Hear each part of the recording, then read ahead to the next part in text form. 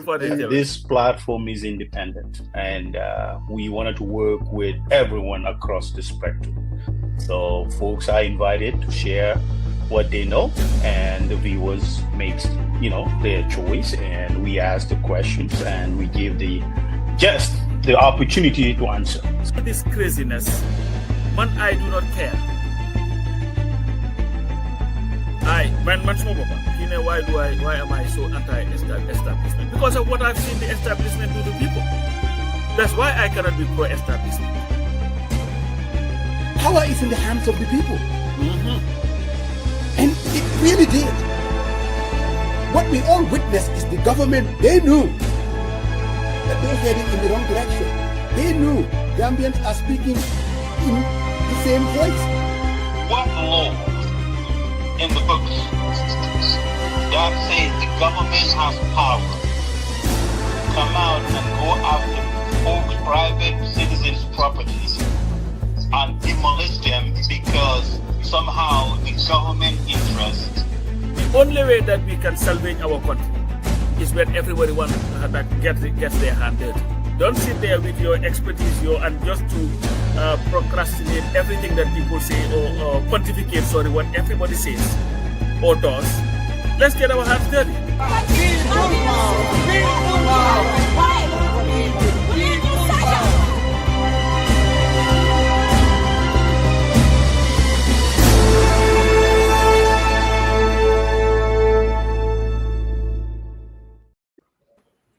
Good afternoon, good afternoon. Another week for the people, by the people. Yes, sir. What's going on, Fatou? Hey, not a whole hell of a lot. How are things in Vancouver? Well, as everyone know, this weekend is actually a long weekend for all of us due to the death of our sister, Samba, whose husband has a deep connection to our community here, Usman Juf. So, Usman Juf's been around here many times, supporting the local organization here, organizing iftar through his organization for the folks in Vancouver. So, the passing of Samba touched all of us, and particularly, I knew them for a very long time, and several trips in Gambia, met her in person, and she's always found to be dedicated. But I think the reason why everyone is saying Fat Samba is she exemplified that sincerity. When she's talking to you as a journalist, she doesn't just wanted to prove a point. It comes with sincerity, and she rolled out that persona of inclusiveness that she wants to talk to people, both ends, and she doesn't take it to her. And it's not personal. She wants to have a conversation, and I think that is very, very important. And I know, a lot of folks are saying, her person and try to celebrate her life after she's gone. But I think there's several things to learn from it. She's not combative when she's talking to her guest. She's very, very passionable, and it's all with laughter. And I know that laughter is based on, deep sincerity and to cater a part forward. I think that is very important. I mean, we don't have to agree on every single thing, but I think in terms of even your role as a journalist, you need to exert some type of professionalism, and also it doesn't have to be personal. The engagement can be very civil. We can have a discourse, but it needs to be civil, and we are all the same, and we are all Gambians. And I think that's what I learned observing her and even talking to her over the phone. She will try to, joke, make you comfortable and laugh. Then, whatever she needs to convey, she will convey that to you. So, on behalf of my family, the community here, we extend our deepest condolences to Pa Usman, and I spoke to him yesterday. And, I told him we'll continue to pray for you. I mean, it's very, very difficult. But this is what we all are waiting for, and you don't dispute with, well, Allah has ordained. I mean, Fatou might be very beneficial to us, and the loss of her, as I can see today. This morning, I watched a couple of videos, folks paying tribute to her. A lot of folks are saying, her great personality, the virtue that she stands for, and she are valued, and I think that is incredible, and I think what everyone saw, from far distance, that's the personality that she professed in her daily life to her neighbors, everyone. So they came in numbers and paid tribute, and we all pray that Allah gave her Jannatul Firdaus and those who've gone before her. Samba. Yeah, well, I was shocked. Musa, I think I spoke to you yesterday. Yeah. And I said I was in Minnesota. I just arrived today. And when I saw it, I was like, this does not even make sense. And we've all dealt with Samba. And like Sarian said, I have come to believe that she must have interviewed everybody in the Gambia. It doesn't matter.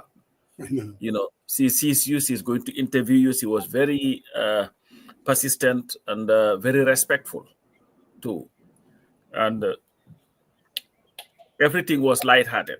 The interview. She would ask you the questions and, make you so comfortable that you would be, ready to talk to her anywhere. And even when you didn't want to give an interview, if Samba comes to you, you're going to say something. Yeah. I remember my last trip.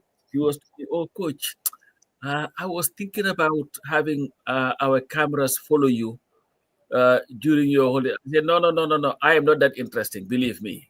So you gotta find somebody else to do that. But she was just a wonderful human being. But you see, Musa, as you see, life is interesting. Mm-hmm.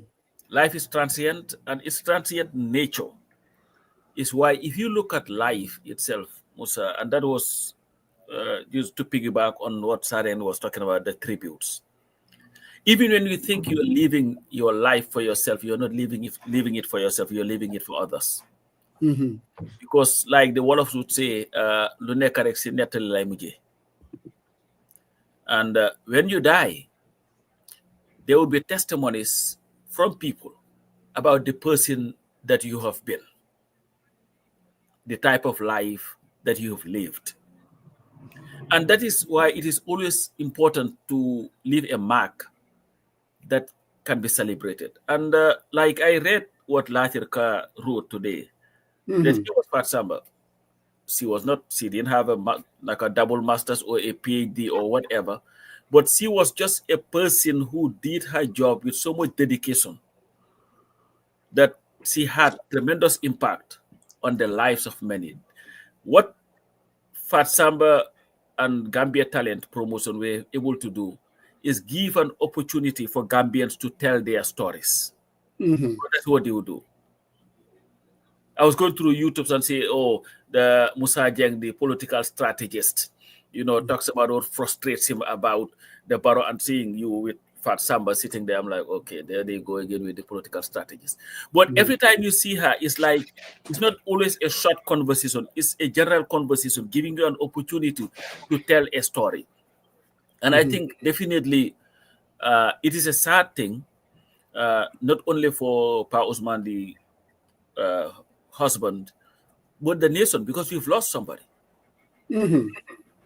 She had gone to everywhere. She would be joking with me, my husband, Aliu Mamar Jai.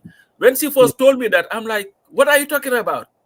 No, that's my husband. Then I realized that, she was joking, because that's the type of person that she was. But she was able to touch everybody, give everybody an opportunity to speak. Not because she was the smartest or the most educated or the most experienced journalist, but she did her thing in her own way and brought tremendous amount of relevance to Gambia Talent Promotion. And I know it would be almost impossible to replace her.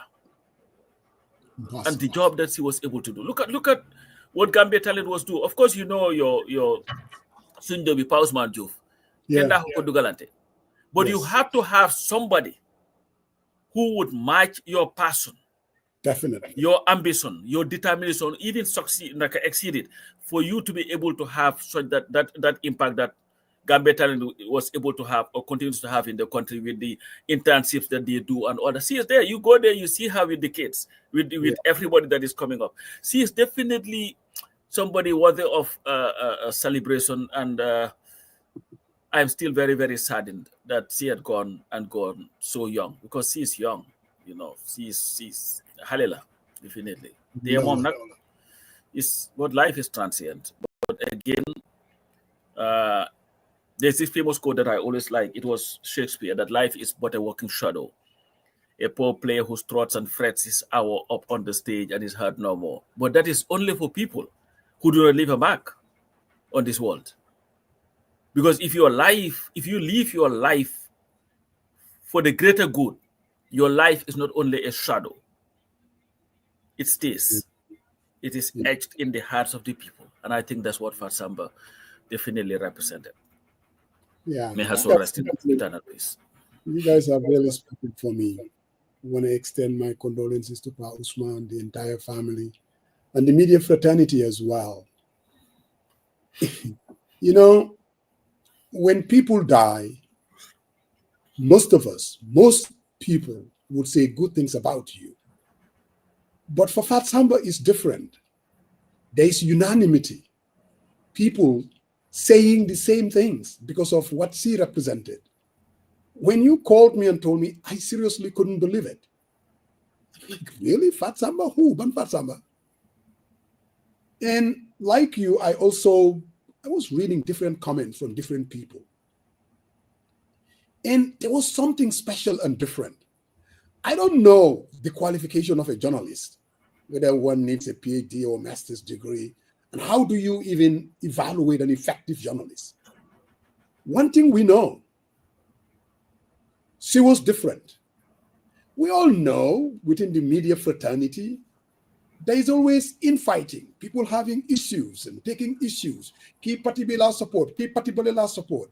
This is one journalist that you cannot, for the life of me, I cannot tell you what her politics is. She was different.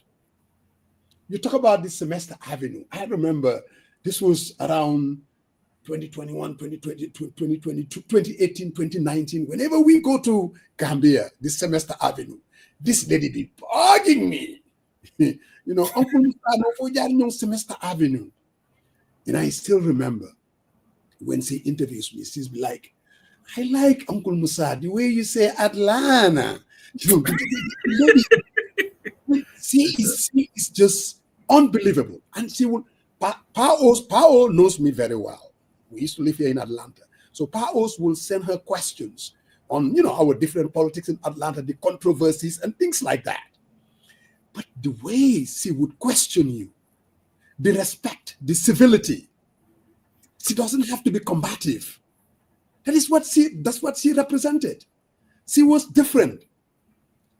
When she goes to these press conferences, whoever it is, opposition leader, you name it, she has a way of asking her questions, asking the questions that everybody out there wants that question to be asked.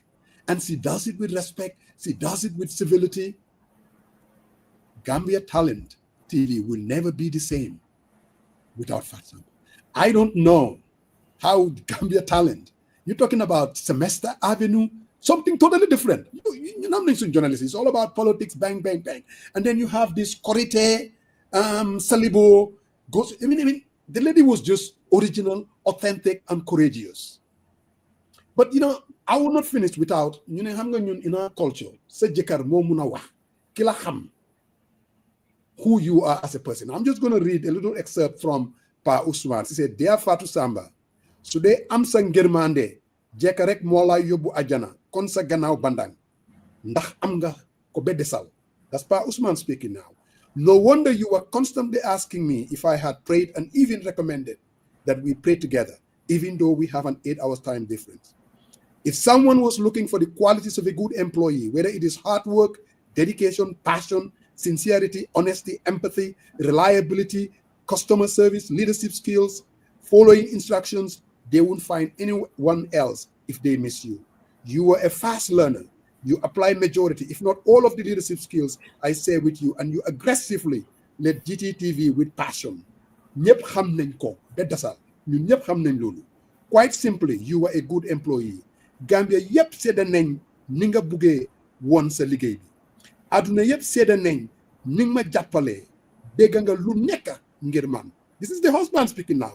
Dégg nga lu nekk ngir suma jëmm ji. Bàyyi nga lu bari ngir jëmma sukkee bi awma sa sika ne kuma bugga nga si bépp anam. You love me unconditionally and went above and beyond to see me happy.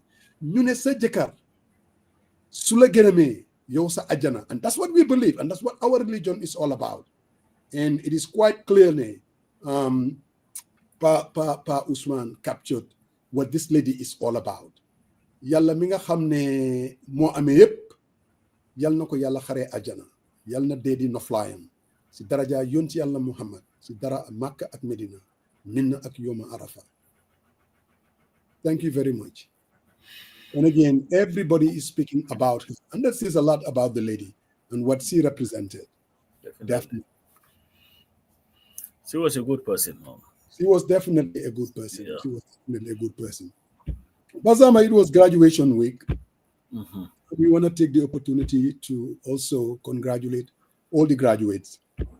Like we always say, as immigrants, we all came here to seek education. In the process, thinking that 4 or 5 years later, we will be heading back home.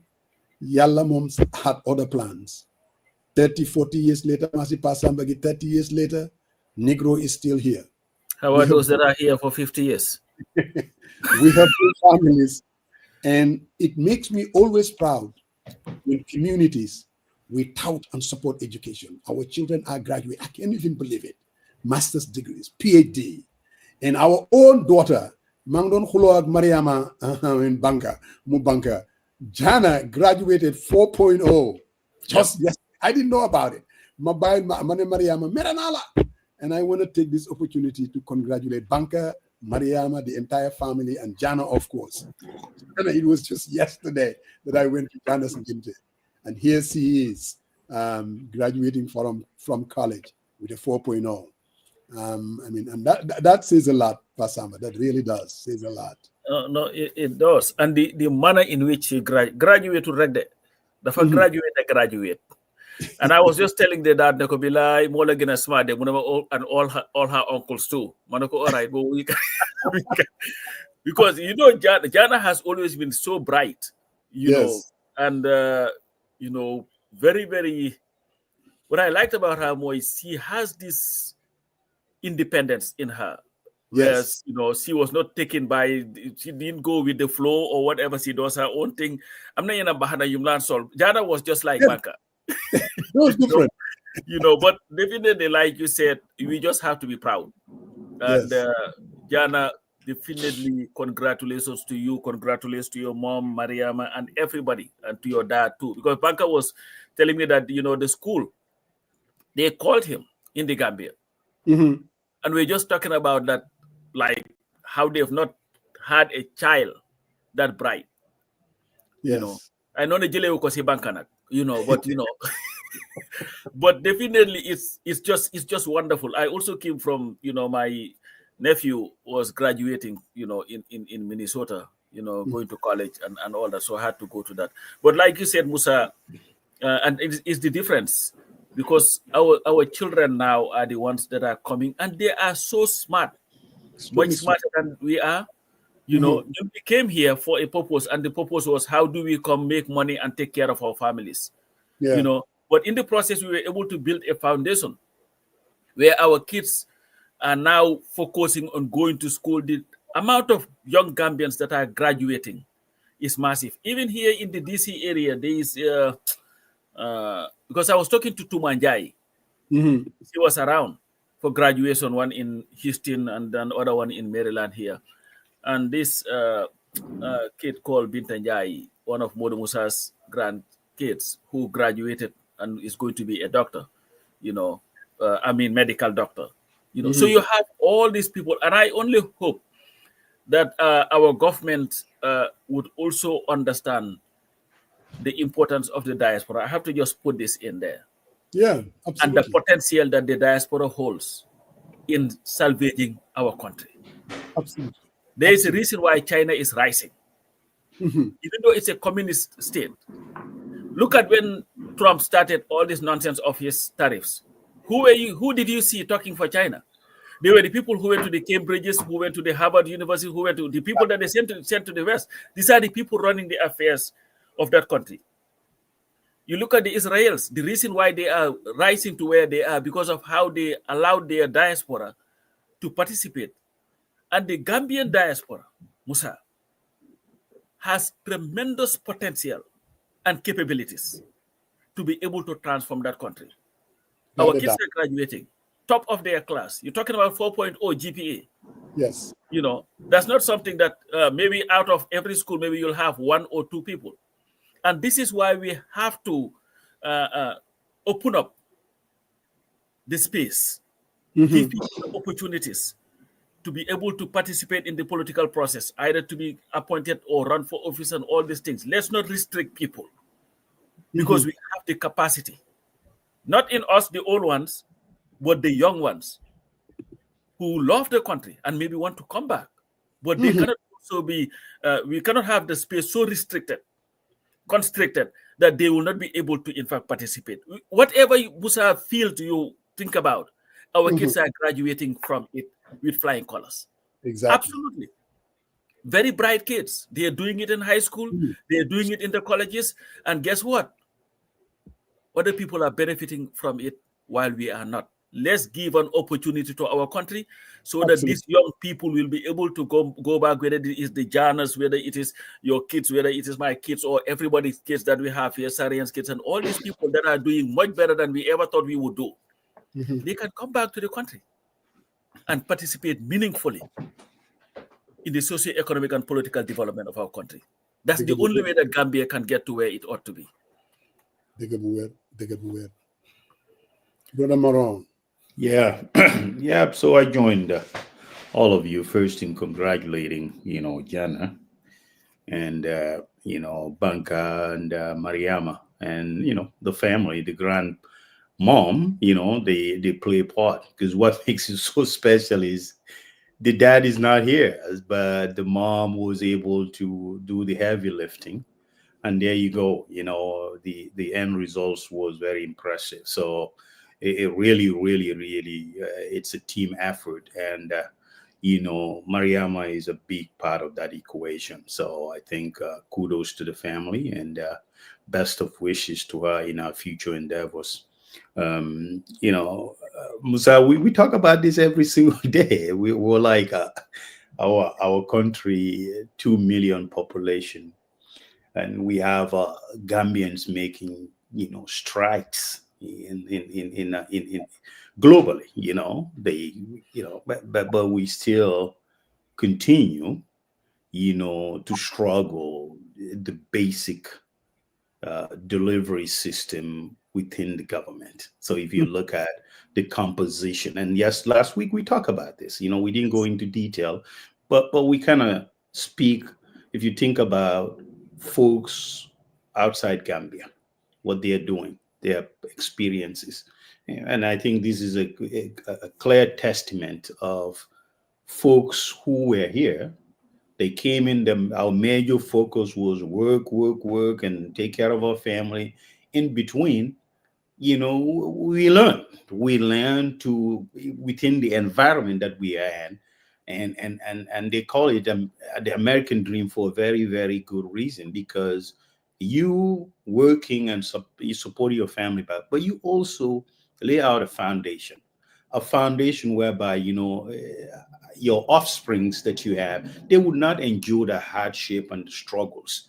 And I think if we listen to all these conversations that we're speaking here today, I think it's something that the government actually should learn from, because basically we stay within where we at, within our domicile, but we are able to send our kids to school and get a better education. Quite frankly, education that some of us didn't even have the opportunity to.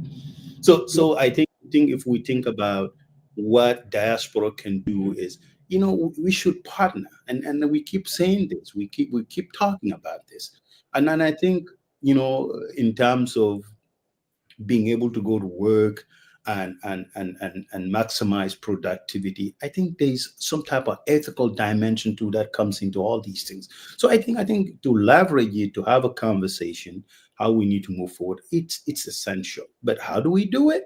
That's the question. And I mean, if we feel that diaspora needs to be kept at arm's length, I think if that becomes a problem. And basically, there is a tremendous human resource pool that the government could tap out of, right? We got last week, I think I spoke about it. We have events in December.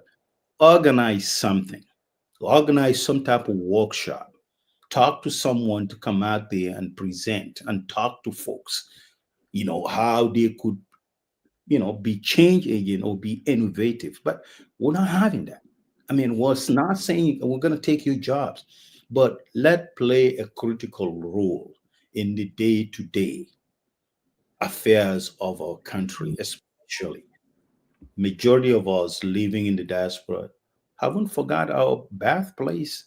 We've supported and we continue to support it. So I think that is very, very, very important. Yeah, just very quickly, one thing that I also wanted to add was Gambia, we're unique and we're different. You're talking about a country of less than 3 million, 2.5 million. So there are certain things we don't have the luxury. We want to make sure that everybody gets included. There is a reason why the state of Israel became so powerful. It's because of their outreach to the diaspora. They won't marginalized. I remember during the constitution debate, we come here every day and we make the argument that what we need as a country is to open it up, in other words, so that our sons, they should be able to see themselves as Gambians. They will not be marginalized. They will be able to run for office. I mean, yesterday at the graduation ceremony, a day before yesterday, from Atlanta here, a young girl, I remember going to her Ngente. She got accepted to Yale University. Yeah. When I heard it, I was so proud. I remember when we came to this country, all we can afford is go to a community college, working full-time job to pay for the credit hours. Our kids are getting accepted to Ivy League schools. These are people that government, and I'm talking about in our constitution, we should avoid thinking short-term. We should think of long-term. How can we widen this thing up? How can we make sure that these kids that are out there, so-called diasporans, they will see themselves as Gambians, that they can run for offices, that they can come and make a difference? For me, we're talking about the future viability of our country. And there was, Yamai's daughter, not too long ago, she graduated from high school during the same program, a master's degree from University of Georgia, and a whole number of other kids. And when these kids, when they speak, the substance, the intellect, this is something really any government, what's its salt? You should really find a way. How can we get these people included? I just think it would be a missed opportunity if we do not kind of find a way to get these people to be part of the program. For some of us, there isn't much we can do. There's from Neka. But Musa, talking about that, on that issue, Siwapa, whilst you were talking, something came to mind. Mm-hmm. If you go to Gambia from Nekani, you look at our country, at least 200,000 Gambians are now abroad. Mm-hmm. We finance the economy. All those 200,000, for the most part, they are having their children outside of the country. And the Gambia, and not to sound like xenophobia and all that, I'm not talking about that. We just have to look at our country and this, because there's a possibility that within the next 15, 30, 50 years, the Gambia could lose its identity, if you want to call it that.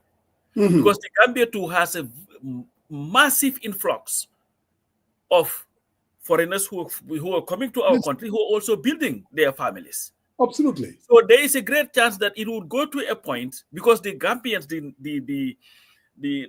native Gambians, are also looking to go out abroad to be there. Yes. Now you have an influx of other people coming in the country. They are settling there because of the Gambia has something to offer. Correct. And they will also have their kids, just like we are having our kids here. And before you know it, the identity of the country may change. Most definitely. So the only way that you can also maintain some resemblance of at least the Gambian-ness, the traditions and all that stuff, is to that opening up itself. Where now Musa Jeng, who's been in the United States for 60 years now, his kids can easily just go back to the Gambia and run for office, do for whatever it is that they want to do. But when you shut out Musa Jeng from participating in the process, you did that to Sarian, you did that to Boy Fati, you do that to all these Odawdisi and everybody else, and just shut them out and say, you know what, you're in the diaspora, you have yours, so forget it. Okay? Now, what you're doing, Moine, because when you do that to the parents, you are doing it to their kids too. Of course. So, meaning, eventually, it will be a Gambia that will be very different from the Gambia that we want to build. So, like you said, the size of the country, 200,000 Americans can leave the country and nobody would, in fact, notice it. In fact, 50 million Americans can leave the country, nobody would notice it anyway. In the Gambia, we don't have that luxury. We don't have that luxury. So we have to find a way of how do we make sure that the Gambia, that we all, the identity, our identity, the colonial space, like my brother would call it, like Alaji Barrow, that at least it continues to resemble Gambia itself, because it's important. How do we not lose our traditions? How do we not lose the cultures and all these things that make us unique as a people? So you have to be able to open the space so that the parents would see a belonging in the country, where they can also have their kids also see a belonging in that society, in that country, to be able to participate. Otherwise, very soon, give it 20, 30 years, you'll be having a totally different Gambia from the Gambia that they are trying to protect. You know, they let them talk for no. You'll end up having a Gambia will be unrecognizable. Yeah, no doubt. But moving on, and of course, when we come here every Sunday, we have partners that helps us go through these Sunday political show, if you want to call it that. We have Yahya, we have New Gambia, we have, of course, Global Properties. And recently we have new ones as well. And one of them is our own Bankamane. Mbadingolu Kokoliko Limited, wale Sise Sambale Nang, ikafamia GCC, wala Gambia CCT. Nisi selu ibalun tabaran prinyala mi yalon ko wala balajata kendea tata wala. Sisel mi yalon ko timia tale itabo finansoni hata bari mondo man kolea. Nisi selu butuo wala sodale dadi mala nal min sulatal drone ison commande 2518098 2518098 ali bambang kata bidamin ebe bankanne intraje sain be tembo miteng amansia alaba. So Samba, I wanted to talk a little bit about that ad. Bankamane, obviously, you can see here the guy is a poultry farmer doing his thing. Not only thing, Banker left here 4 or 5 years ago, went to Gambia. He's a successful poultry farmer. And not only that, the guy is graduating from law school. And that is after leaving this country with a master's degree. Why am I saying all that? Because every now and then I will hear folks talking about, Bankamane going there, changing his politics. The man is a self-made man. He's doing his number. He doesn't need to rely on any government to do the things that he believes in. So when I saw this ad, I went to his house and I see him doing his poultry farming. I'm like, that's the way to do it. That's the American spirit. So just to remind everybody, this man is a self-made man. He doesn't need any government to, and this is not a political commentary. I'm just calling it as I see it.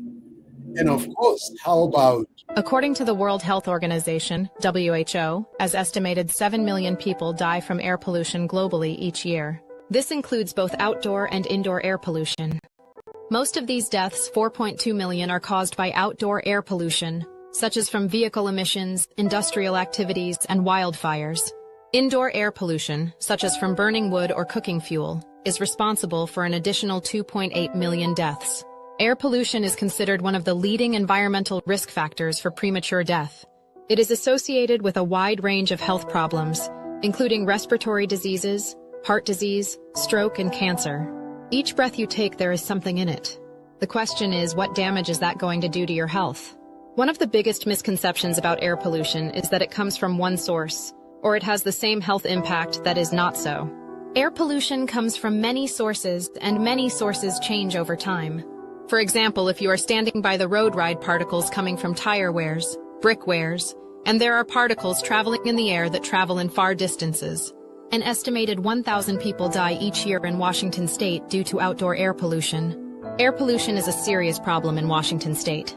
In a new report from Washington Department of Ecology, researchers investigated health data for 16 overburdened areas of Washington and found people in these communities face a higher death rate from air pollution than the state average.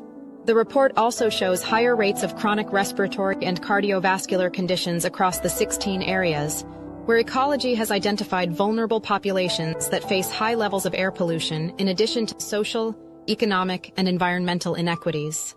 People think air pollution affects the lungs, but perhaps what they did not realize, it affects every part of the body.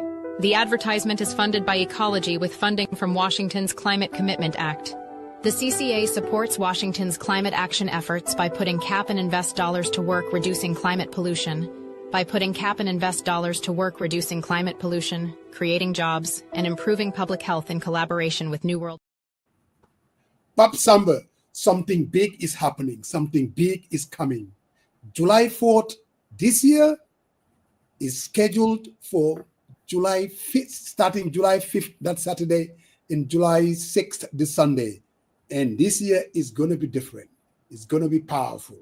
And here we go. To whom it may concern, July 4th, 2025, launching a beauty talent competition among Gambian communities in the US. The launching of a beauty pageant is part of the continuous legacy of Ajera for coming up with the programs during July 4th that would ultimately bring out the best in our communities. On July 4th, 2025, Ajera is launching a beauty and talent pageant competition among Gambian communities all over the US. We are focusing on communities in the US with a large concentration of Gambians. Below is a proposed formulation of the program. A. Contestants will participate in a Western evening gown competition. B. Contestants will also participate in an African evening gown competition. C. Contestants will participate in a talent competition of their choosing. D. Contestants will also participate in a short interview on issues revolving around our Gambian communities at home and in the diaspora. Proposed criteria to qualify for the competition. A. One will have to represent a state or city with a large concentration of Gambians. B. One will be attending college or just graduating from high school and heading to college. C. One will have to be chosen by the associations or organizations from those communities. The first prize is a scholarship towards tuition. The second prize, winner will be a round ticket to the Gambia. We are looking forward to your input, suggestions, and advice on how to help the initiative. This event will be hosted by Fatou Kamara of the Fatou Network. It will be powerful. And if you're a Gambian, you live in Dallas, you live in Washington, D.C., in the Atlanta area, all you do is call your association and come and represent them. If you win, we're talking about scholarship. That's what Ajera is all about. July 4th, Pap Samba. Well, my only problem is never, when you mention in Washington, D.C., mention it after you mention any other state. We are always first. Everybody follows. Don't go Texas, that backward place, and they do that. No, you say Washington D.C., the nation's capital. That's how you sell your program. Thank you. Yeah, but I'll be there. And Musa, great initiative. Because at the end of the day, we have to be able to mix these things up and make them a lot more interesting and attractive. Definitely. And I think like Ajera, I say Ajera, but the work that they've done since what 2003 or whatever. Right. It has been massive, and I hope that the organizations and the cities would participate, and let's just make it worth the while, because at the end of the day, whatever Ajera raises goes Right. back to the community. It's not something that goes to line that. anybody's pockets. It goes back to helping the people. So definitely, I'll be there. And Boy Fatty says he'll be there. Well, Boy Fatty, I hope to see you. I hope you're not going to have a runner like you do here, because we send you the link every week, and you act like Barrow. Them run table, like they said. Hey, but you know what? Sunday will not be the same without visiting area. Welcome to Kid Aisha Restaurant. We are located at 1460 Boston Road in the Bronx. We are open 7 days a week from 1 to 12 a.m. We serve Senegambian food and American soul food on Wednesdays and Senegambian food all 7 days. We do dine-in, we do takeout. We serve chebijin, chebiapa. We do mafe, we do plaza, we do ebe every other day. We have yassa ganat with rice, super kanja with white rice and fufu. We serve a lot of delicious foods. For dinner, we do dibi, chicken dibi, penta, whole chicken. We have shawarma, lots of good food. Also offer catering services for weddings, baby showers, birthday parties, whatever you need. We got it here at Kid Aisha. You can call us at 718-450-8606. And we're also on Uber Eats. And if you've ever been to Kid Aisha, make sure you leave a review. Thank you guys for supporting, and we hope to see some new faces.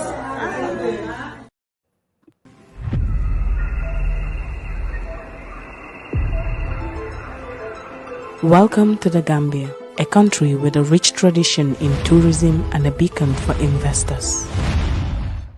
Experience a nation committed to progress, a home where nature's beauty is matched by the warmth of its people. A nation that is fast-growing and developing, thriving for togetherness. At the heart of this development is the Global Properties, the Gambia's premier real estate developer. Introducing you to our latest property being developed, the Lakeview, an epitome of luxury and comfort.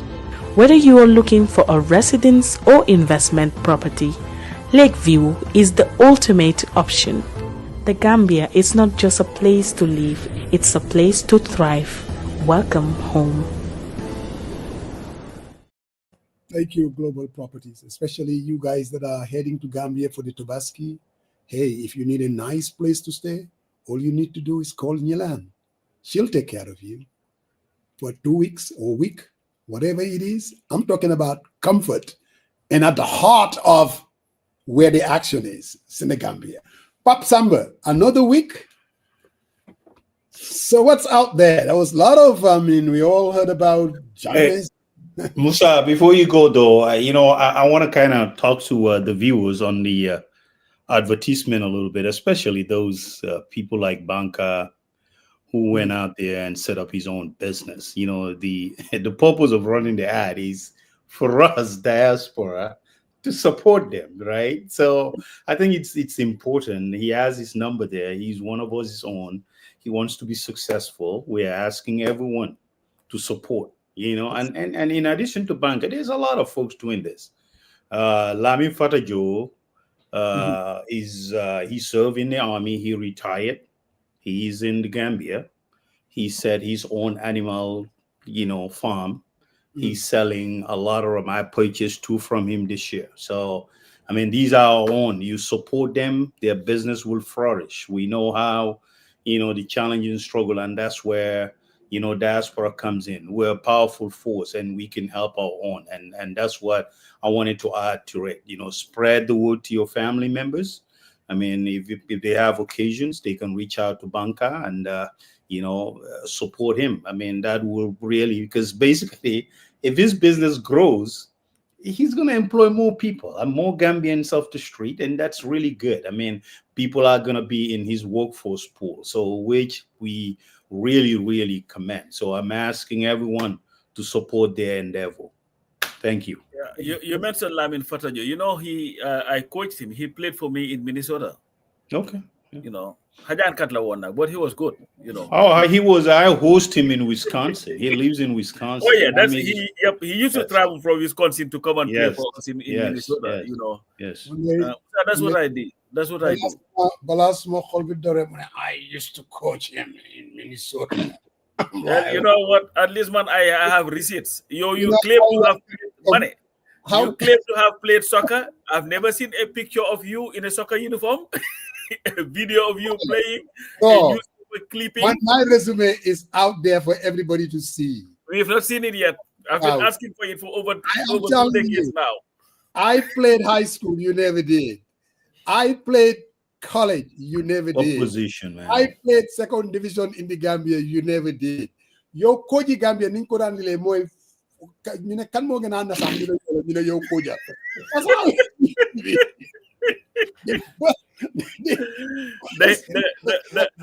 The hateration. Let me tell you.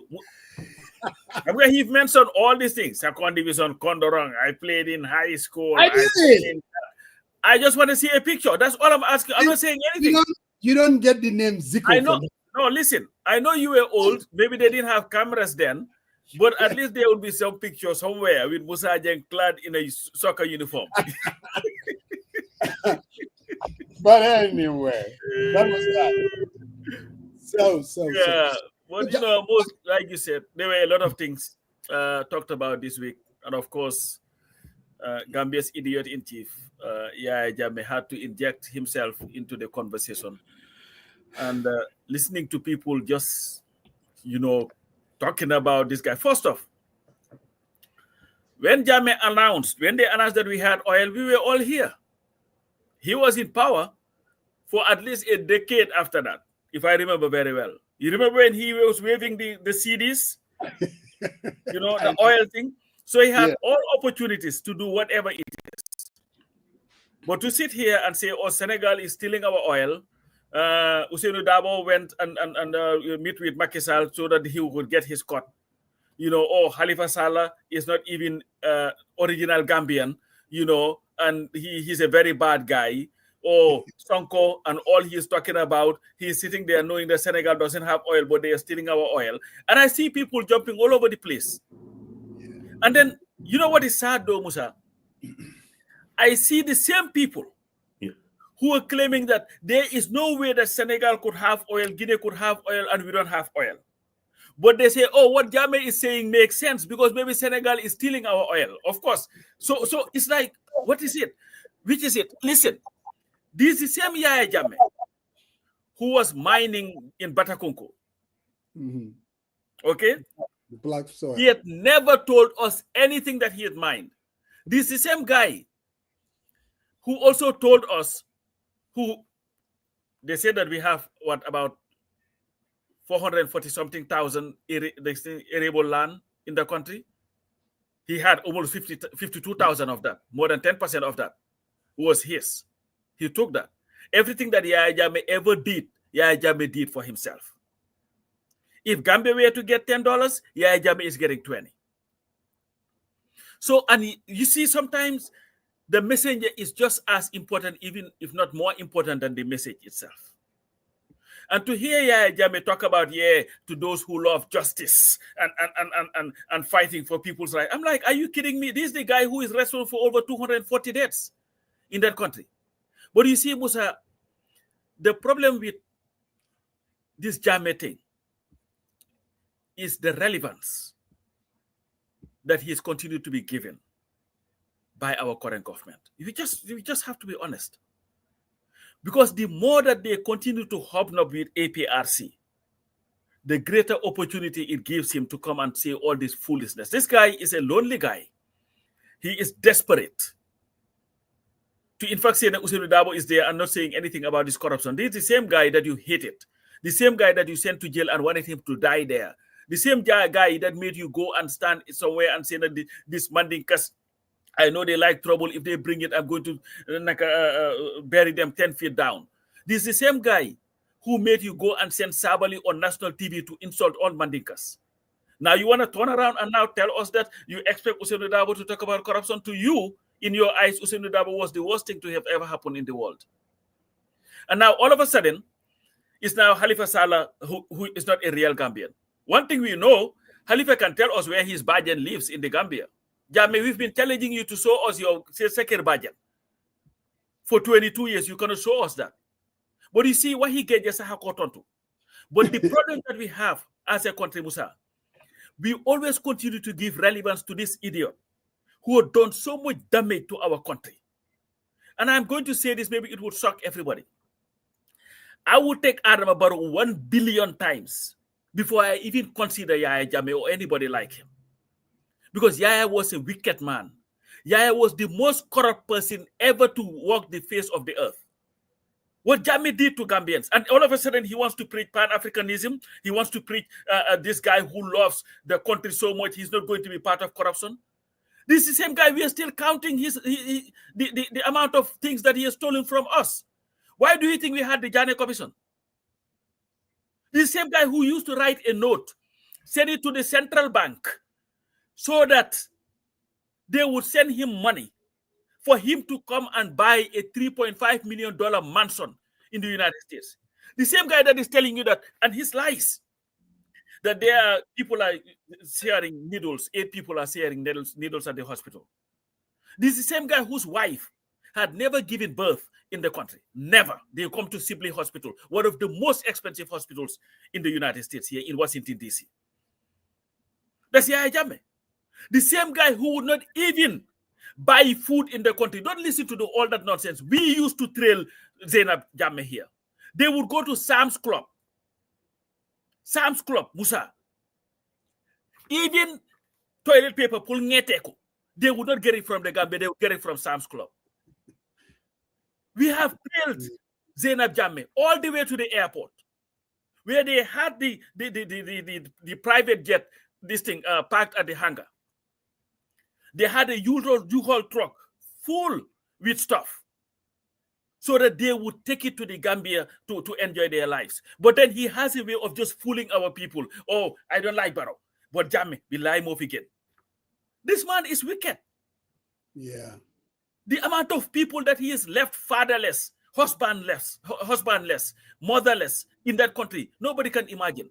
But Yahya Jammeh would come and say all his foolishness, and all Gambians will be up in arms. Yeah, you have to ignore his thing. But I think he's onto something. He was president for 22 years. What the hell did he do with our resources? Tell me. What did Yahya Jammeh? They will tell you, oh, he built a university. Oh, he brought us a TV. That tells you, Musa, how myopic our thinking is. While he was doing that, his TV, his whatever, how many people died in the process? What did Jammeh do substantially for Gambians that you can look at and say, you know what, this led us to a path of development? Building a road, that's the easiest. Barrow is doing it every day. Every day he's opening a road or a bureau. There should be more to development than that. And not killing us in the process. You have this foolishness, and it pisses me off so much that Jammeh continues to be given relevance. Gambians are sick. We are sick people if you continue to listen to a man like Yahya Jammeh, who has never done anything but lie to the Gambian people. He's a liar and continues to be a liar. A wicked man who drove half of the country out of the country. Everybody lived in complete fear for their lives. While he lived large. Jammeh was president for what? 22 years, Musa. His salary, let's give him this generous salary that Barrow is earning now. Let's say 3 million. 22 years of 3 million could not even buy Jammeh a third of everything that he owns in that country. A third of it. Everything he had. He's the Pan-Africanist who would send his soldiers to go and butcher fellow Africans to death. That's your Pan-African.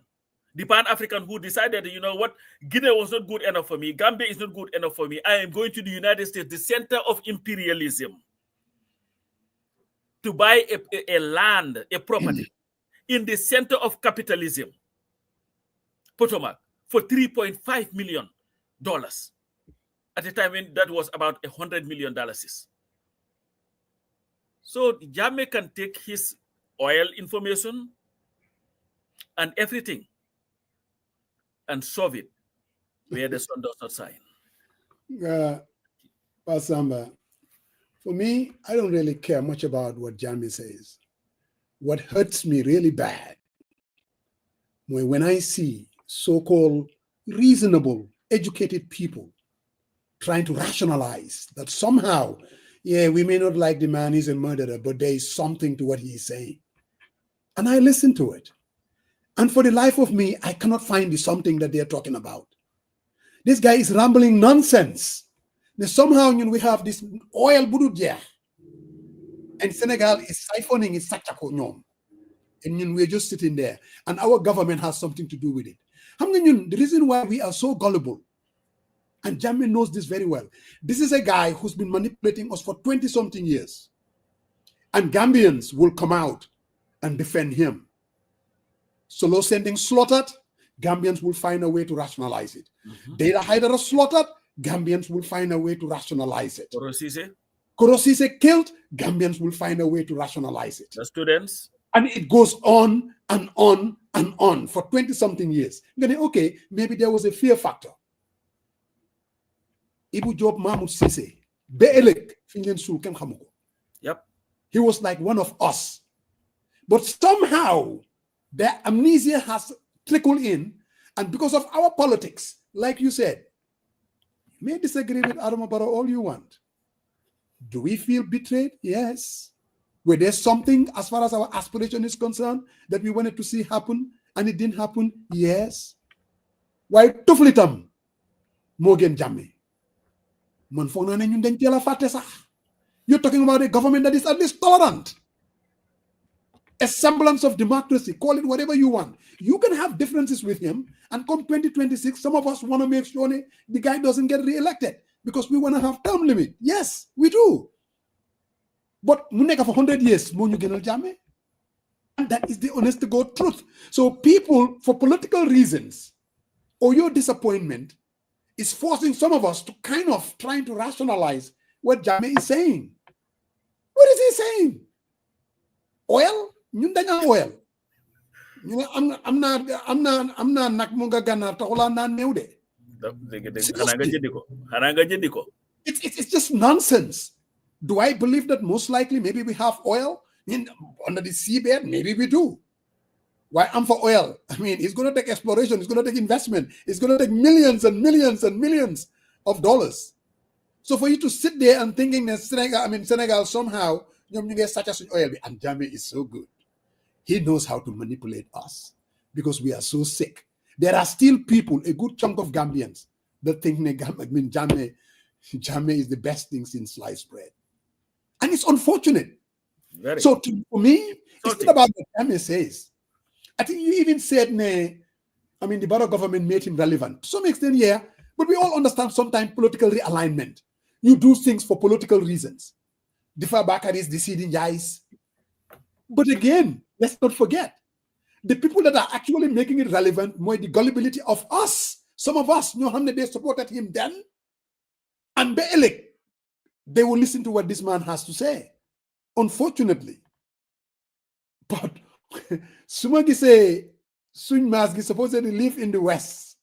Like, well, don't worry about where this thing is coming from. It's not a problem of the messenger. Let's listen to the message. I am so disappointed when I hear stuff like that.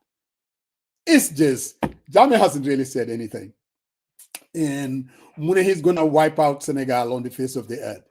It's just vintage Jammeh. The guy hasn't changed one bit. It's the same nonsense that he thought. Bravado, chest beating. Yo, I'm fit. Nah, no, my friend. You just sit there, and people saying there's a clear indication that the man is not well. What we heard, that's the same thing we've been hearing for 20-something years. The guy hasn't changed. Not a single bit. He was mad then and he's still mad now. So again, we can move on. Let's have our differences. Let's enjoy our democracy. Adama Barrow did not give us that. We fought for it. That is why we have the Gambia that we have today. And we can take it to the next level. That's what we need to focus on. Jammeh is in the past. And I think any sane Gambian should really forget about this man. He's evil, he's a murderer, and he's a liar. And that's not the kind of leader that we need. He was a president, so when he speaks, we can't help it. I mean, people are gonna talk about it. But at least let's talk about it in a way that it makes sense to us and to our country. Brother Marong, I know that you're fuming. Why are you steering the pot, man? Why you steering the pot? You know my position when it comes to Jammeh, man. I think the man, what we call in psychology, he's suffering from cognizant dissonance. That's what he's suffering. He's he's lonely and he's very manipulative. That's what I'm asking. I mean, let's think about events that happened the past couple of weeks. He knows this very well. Yes. He is coming down to add fuel to fire. So basically telling people, oh, this is what they're doing. You guys need to rise up and all that. That's what he's doing. And again, I was also disappointed. Some people saying that, oh, we need to listen to him. What do we need to listen to him for, man? I just want to know, why do we need to listen to a guy who ruled us with iron fist for 22 years, murdered numerous people? You dare not say a word, he will come after you. Media was suppressed. Freedom of speech, freedom of association was suppressed. Political rivals were going after, killed, and maimed. I don't get it. So today we're in this atmosphere. Somehow you wanted to make this man's audio relevant. I don't get it, and my position is, if someone is coming here every single week, taking this position, they stand on principle, and you wanted to align your views with Jammeh, Jammeh didn't say anything that is worthwhile praising. It was all manipulative, and all he wants is to bring chaos in that country. And people need to be very careful, though, Gambians. Every single week, someone comes in and say, oh, we got this. Or the stuff that he says, the substance of his conversation, that's where you need to kind of look and draw your own analysis, right? Lawyer Dabo went to Macky Sall for what? Discussing. Usman Sonko knows they keep. Now, what proof does he have? I mean, come on. I mean, because he wants to bring this chaos between these two countries. I mean, people just gotta use their own judgment and apply it appropriately. Don't jump on the same every bandwagon every single week. The man is number one in manipulate. This is the man who said, he can cure AIDS. He bamboozled folks in thinking about it. And during the campaign, there was this one Badibunka guy. They went to I think Salakenya, and he was he says the guy is so dishonest, and you just can't. And he says that he told one lady, I'm gonna cure AIDS, and as soon as he touched the lady started running, and he says he doesn't do anything but lies and manipulate people through. But this is what he believes in, and he really thinks whatever he says, there will be people who will listen to it and take it on board and kind of share it. And I've seen a lot of prominent people, oh, we need to listen to Jammeh. We don't need to listen to Jammeh, I swear. You go talk to the parents or the kids that are orphans who haven't had the luxury of meeting their families and be with their dads for the rest of their time. So you're telling us we need to listen to the man? He's just taking advantage because he knew there was protest. He knew there's this whole national conversation, and he wants to shake it up a little bit more and taking advantage of it. And I think it is just Gambians needs to be very, very mindful. If you're talking about, I'm telling you, and I agree. Today is we gotta give it up. The panel all agree, Father Mose, that I don't like that though. No, but hey, we all agree. We all agree. We all agree. President Barrow, any day is better than Jammeh. because what we're experiencing today. People move, they can speak their mind without getting arrested, or, you know, they've not been snatched from their family in the middle of the night. So we got to give it to that. And if you have something, you need to embrace it. I think, yes, there's issues we need to fix. Absolutely. But you know what? I would not exchange Barrow for Jammeh in any day or shape or form. I would not do it. I would not do it. He's not well. He's He's a freaking psychopath, sick, lonely, delusional, and he needs relevance, and we will not accept it. People are saying, well, yeah, why want to dig up oil? I'm like, okay, I don't have a problem with that. And I like what Sani said. How come he didn't drill it? Exactly. That's what I'm asking too. We have oil. Okay, we get it. We do. A lot of countries do have oil. And what makes you think that even oil is the panacea? We've seen countries with oil. What has it done for them? Look, let me tell you this. It would be nice if we have oil, yes. But there are other things that we seriously need more than even oil. We need to be able to have a country, the democracy, the aspiration that we want. A Gambian electorate that will be able to elect leaders that can take our country to the next level. We want a transformational leader and a conscious country that can bring about a new Gambia. I guarantee you that is much more important than even getting oil. Nigeria has oil. Heck, Equatorial Guinea, Fimneka has oil. Niger has oil. The last time I checked, their people are poor as hell. What am I saying? There are things that are much more important than even oil. If we have it and we have the money, the capital investment, because these things are capital intensive, we have what it takes, then we will be able to, if Senegal has it, I have no doubt, most likely we do have oil. But Senegal made the investment. That's what they did. Mauritania made the investment to explore that gas and that oil. When we get to that point, we will eventually do that. But there are other things that we need to fix first. And we've been fixing it since we sent this evil guy, we sent him packing. We have created a new Gambia. We get in there.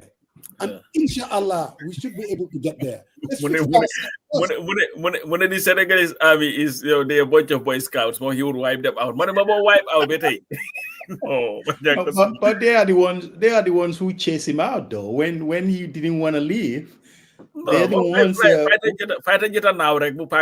So he should stand up to them and fight them. It's just so stupid. And sadly, I see Ali Job saying that I played with Musa at Box Bar. He was Ali Job Ali Job flaming someone later on. No Coco Hamna, Benya Ziko ile therapy. That guy knows. Samba. Talking about overseas on the 7th. You see me now. Girls are texting me to run them. Why Uncle Musa Samba Hanami Jackana? Kula kan mola solal. Manalian, all you need to do, dial my number. You will get one of these beautiful hats. Ursa Seri Koko, Chijuli Tomaskiji. All you need to do, that's all. 404-824-0219. And I will make sure it will be mailed. Dinga muna andak sa Seri Koko ngeen dem Chijule Kai. Funny fashion. And my brother, I mean, people have been calling. Nyom Basirundau, Nyom my good old panelists here, co-panelists. Pap Samba, danga need one of these snack. Danga need to elevate your nakalinko hat. So Musa, but I have a question for you. So it is within sight here, but now what kind of shipment, if someone lives on the West Coast, can you get it to them as quickly as possible? No, there's 2 days, 3 days. I'll just have to go to the post office, pay the necessary, and then we'll make sure you get it before Tobaski. Tobaski is on Friday, I think. That's yeah. So here's my little. Help me out, my brother. If you go and tell Umi, all she has to do, get a flat rate box. Any day you submit, you send that off before 4:30, guaranteed. The individual will have it before Tobaski starting Monday. So flat rate box, medium, large. Put them in there, send it up to the individual. You don't even have to pay too much. No matter how heavy it is. Guaranteed they will make sure If the size fits in the mailbox, they put it in there. If it doesn't, they'll come to the door, knock on the door, and deliver it. I do this all the time. I do this for a living. So just to let you know. Look at Mama Linger. Man, my half-time game. Oh no. Believe me, my heart. Hamga Mama Linger whom neke ibado la Musa. Buying a little help. No, I love the transformation. Coach, even on TikTok, I always say, Mashallah, the brother-in-law. I need to talk to the brother-in-law. He's doing a damn is the elevation from Nekani. Everybody is elevating. You need to get son. Mama Linger with that thing. I'm like, oh my God, girl.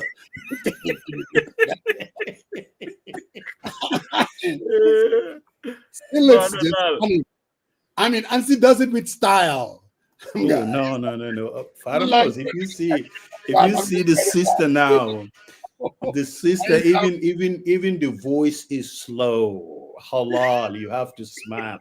It's part of Islam. You see what I'm saying? And I was like, I'm telling you, man, I'm loving my brother-in-law, man. I'm praying for him every single day. I'm just letting you Barrow, nagala to the coming to America. Who are you, King David? You put a sack in the boy is in love. Nigga, mama, love is in the area. Mama, that's good though. Why, guys? I saw this. But but your man said today we all agree. We need to think about our statement. He is completely, he disagree with us on our stand, the comparison between Jammeh and you know where this is coming from. Your guess is as good as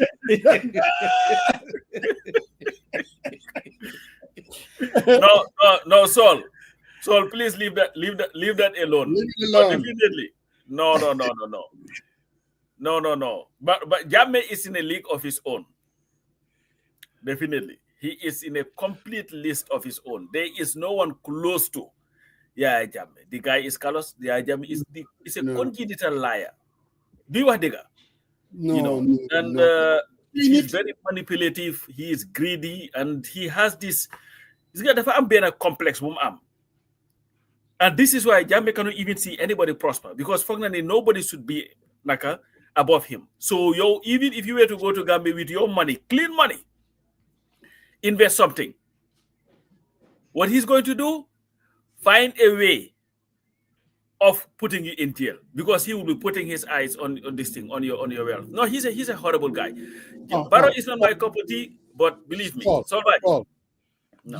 We can have our disagreement with the current state of affairs. I said it. I said our aspiration was betrayed. We were looking for something else. Term limits, it's right there. Up till today, we don't have a new constitution. We get it. Absolutely no doubt about that. But you also cannot deny that what you and I and all these other people that are watching, what we have done to lift our country out of dictatorship, to create a semblance of democracy, we should celebrate that. Whether you like Barrow or not, you cannot tell me Barrow is a good man. I'm telling you, you can have your disagreements all you want, but he's a good, decent man. We have problems with his policies. And we also, he asked that whether I don't think that the person I elected, I've not elected anybody into office. He's not taking us that path. So it's not even, that's what we are saying. Nobody is saying here Barrow is a saint. But one thing you also have to give him, and you also have to give it to the Gambian people too, that the amount of divergence views that are allowed in that country from Nekani, where people can go to a radio station like Peter Gomez Radio can have the UDP guys go there to go sell their programs, go after the government. Under Jammeh, that in fact Peter was not even talking about that. Peter focus of the program was all on international news. You would not even talk about the Gambia. Everybody was a DJ for a reason. yes. We remember my former boss, Babu Kargi. His only crime was translating the newspapers into the local languages. That's all he did. With Ibrahim Hassan. He shut it down. The guy ended up dying, because of all his money he had invested in that. And of course, Holbutanga, you die. George Christensen, what was he doing?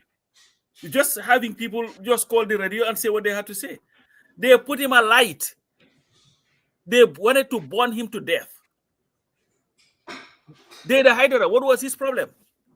I'm opposed to the media bill. Good morning, Mr. President.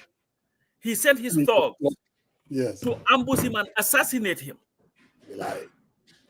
Usman Silla, lawyer Usman Silla, what was his crime? Representing somebody, Baba Job. Yeah. And Jammeh had a problem with that. Not that he said anything about Jammeh. He's like the Constitution says that everybody has a right to be like a legal representation. All he did was represent the guy. What did they do? Ambush him. If that soldier did not have cold feet to finish him, he would have been dead by now. And if the family did not have the means to be able to move him from the Gambia quickly to Senegal and to the United States for treatment, he would have been dead. When they came, 81, Nakala to the Thank You Dauda, Radio 1 FM, when we used to have that program, they just started one day and say, you know what, anybody who wants to speak here must come and produce this thing, an ID card. From there, they just closed down the radio. So that's what we're saying. Yes, does Barrow have his problems? Of course he does. Did he betray the aspirations of the Gambian people? Yes, he did. But you cannot compare him with Jammeh. Jammeh was callous. Like Musa said, up to today, who knows where Alhaji Mahmoud's this thing and Ibu Job have been buried. Nobody knows. Their families are still dealing with that. The 14 kids that were shot to death in that country, the others that are still have bullets, maybe still in their bodies from that period. It's not, yes, you can criticize, but let's not go to the extreme of the Emale Yala my Yala. It's not the same. We are at a better place. No doubt about it. We are at a better country and it would evolve. We're going to have our disagreements, and that is to be expected. Even right here in the United States, I'm telling you, there are serious disagreements. Somebody who can be easily seen as a dictator of the highest order. Look at some of the pronouncements and policy prescriptions that this guy is throwing all over the place. Just yesterday, I had this Malian graduation ceremony. And we all know that Mali is under a military dictatorship. Bro, I cannot believe what I was hearing from these folks.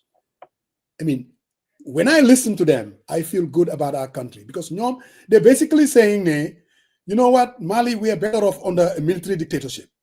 That's all of them. And it was unanimous. I was just, understand, sir. They say, oh, no, all these politicians. And you know, these politicians, what they do is they work with these white people from the West and they take over our country. That was the kind of thinking. Seriously, Mali, of all places. And they're saying, basically, Mali is better off under military dictatorship. All the civilians, all they do is steal our money. Work with white people to do this and do that. I could glean the anti-Western sentiment. And I'm like, you know what? At least Gambia, we are at a different place. When something comes up, an issue, for instance, we all saw what happened during these looted assets. When people's outrage, what did the government do? They basically buckled down. They capitulate. They were responsive. I'm serious. They didn't have a choice. That's how democracy works. Public opinion is powerful. And we know we are there. If all of us come together and want change in 2026, it will happen. It will happen. It will happen. If all of us come together and say tomorrow we want a new constitution in a way, believe me, it will happen. It all comes down to how we exploit our coming together. That's what it is. But there's no doubt. The climate that we have in the country, it's durable. It's heading in the right direction, and we are in control of it as a people instead of imposition that we had for 22 years. Intimidation, fear, police state. The guy would just grab you and take you to Mile 2, Fatala for 3 weeks. Pasama wants to go to Gambia. I say wants to go to Gambia. You know, hey, bufinyo de kibo finyoe. The fly jelrek yobula. It's not a question of whether, and there is no judiciary to talk about. Absolutely not. No rule of law. That's not where we are, my friends. So we can all pat ourselves on the back, whether you like Barrow or not. We have created a new climate. And that's what Saul Baji needs to understand. Saul is an emotional guy. His heart is in the right place. But my man, he gets carried away. He really does. It's not the same. It's not. You know, it's definitely not the same. I don't think we fought in vain. Let me just say No, that. we did not. Are you kidding me? Are you kidding me? Biñ la jappé sen mbor bobu ngeen defon ko Washington DC. The only thing that I like about it, seeing you in those policy jappal ak lila.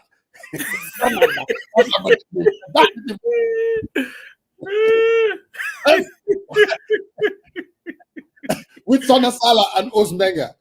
You know, you did not do all that for nothing. Gambia is at a totally different place. It is. Definitely.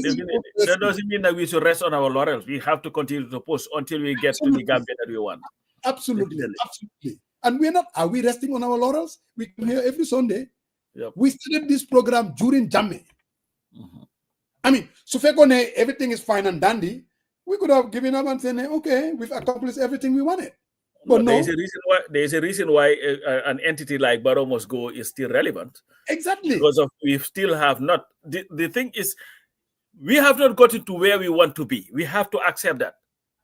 But we cannot also be so disillusioned by the situation to where we want to go and say, you know what, yeah, maybe Jammeh, what is Jammeh going to do? So if Jammeh is the same as Barrow, just bring him back then and just deal with him. If that's what you like, you can bring the man back. You know, Jilanka. Wax de dundu anaka wax Yengu dul wax de yengu dul. Moy Jammeh. The guy that used to call from Germany. Mune ki nga xamne mo fi nek de xarafal suñ bay. Bam naka Ablay Diallo. It is the truth. So anyway, moving on. Bob Samba, did you see this poll from supposedly that was done last year from April to December? Poll from, I don't know, have you guys seen that poll? Is it the one that Saint Matty sent? Yes, I what think was so. It about? Is it about the colonialism, the legacy of colonialism, or what? There was a snippet of it that I got, and then they're saying that if the elections were to be held tomorrow, Barrow will get 27%, UDP 70%. I think it was. Musa, are you referring to the one for the elections? Is that what it is? Yes, I've seen that one. I've seen that, and Nyom came on, everybody was kind of commenting on it. I did not really see the entire... because they say 37% of the voters are undecided. And to me, that was what caught my attention. And like, if you were the government in power, yes, you have to be very, very worried. I had this conversation. I was in Minnesota. I was talking to Yero. You know Yero? Dalton. So we are talking about things like that. If there is one thing that is constant as the Northern Stars, when the Barrow is very unpopular in that country. And I must add, who the hell chose those Asobis for them? They look like prisoners. You know, if you those are pieces. I mean, if you wear it yourself, it may look good. But if it is a group, it looks that was the most horrible thing. You know, maybe that's the end. But if elections were held today, I think Barrow will struggle. But what I also tell people is, let's not also underestimate the power of the incumbency and the politics of inducement. Because that's how they win. They will come, pump a lot of money, and you will hear people tell you, hey, Monday, chai johna bena ach man mom lai sanil. You know, politicians put you get in. Because that's what they'll say. They will just rationalize it. Nyom nyepa M, at least Barrow sa johna 5 ach. Ma johna bena 1,000 or all the stuff. But definitely, Barrow is not very, very popular. And people know that. Because Musa, people are suffering in that country. Everything is too expensive. And you even dealing with the Tobaski now as we are dealing with. And I believe that is something that the government, I don't know what they can do. I know you capitalists who don't want the government in trying to control the markets, but I don't see any reason why anybody should spend 20,000, 30,000 to buy a ram that you kill in a day. It doesn't make sense. People are not able to afford the basic things that they need for their families. And I don't think people are also seeing development, you know, through them. They're seeing the infrastructural road building and all this thing, but it's not trickling down to the people. And I think also that there is a general belief, I know they hate to hear this, by Gambians that the Barrow government is very corrupt. Yeah. Most Gambians you talk to would tell you that without hesitation, they send Bopa Reglan Finekal.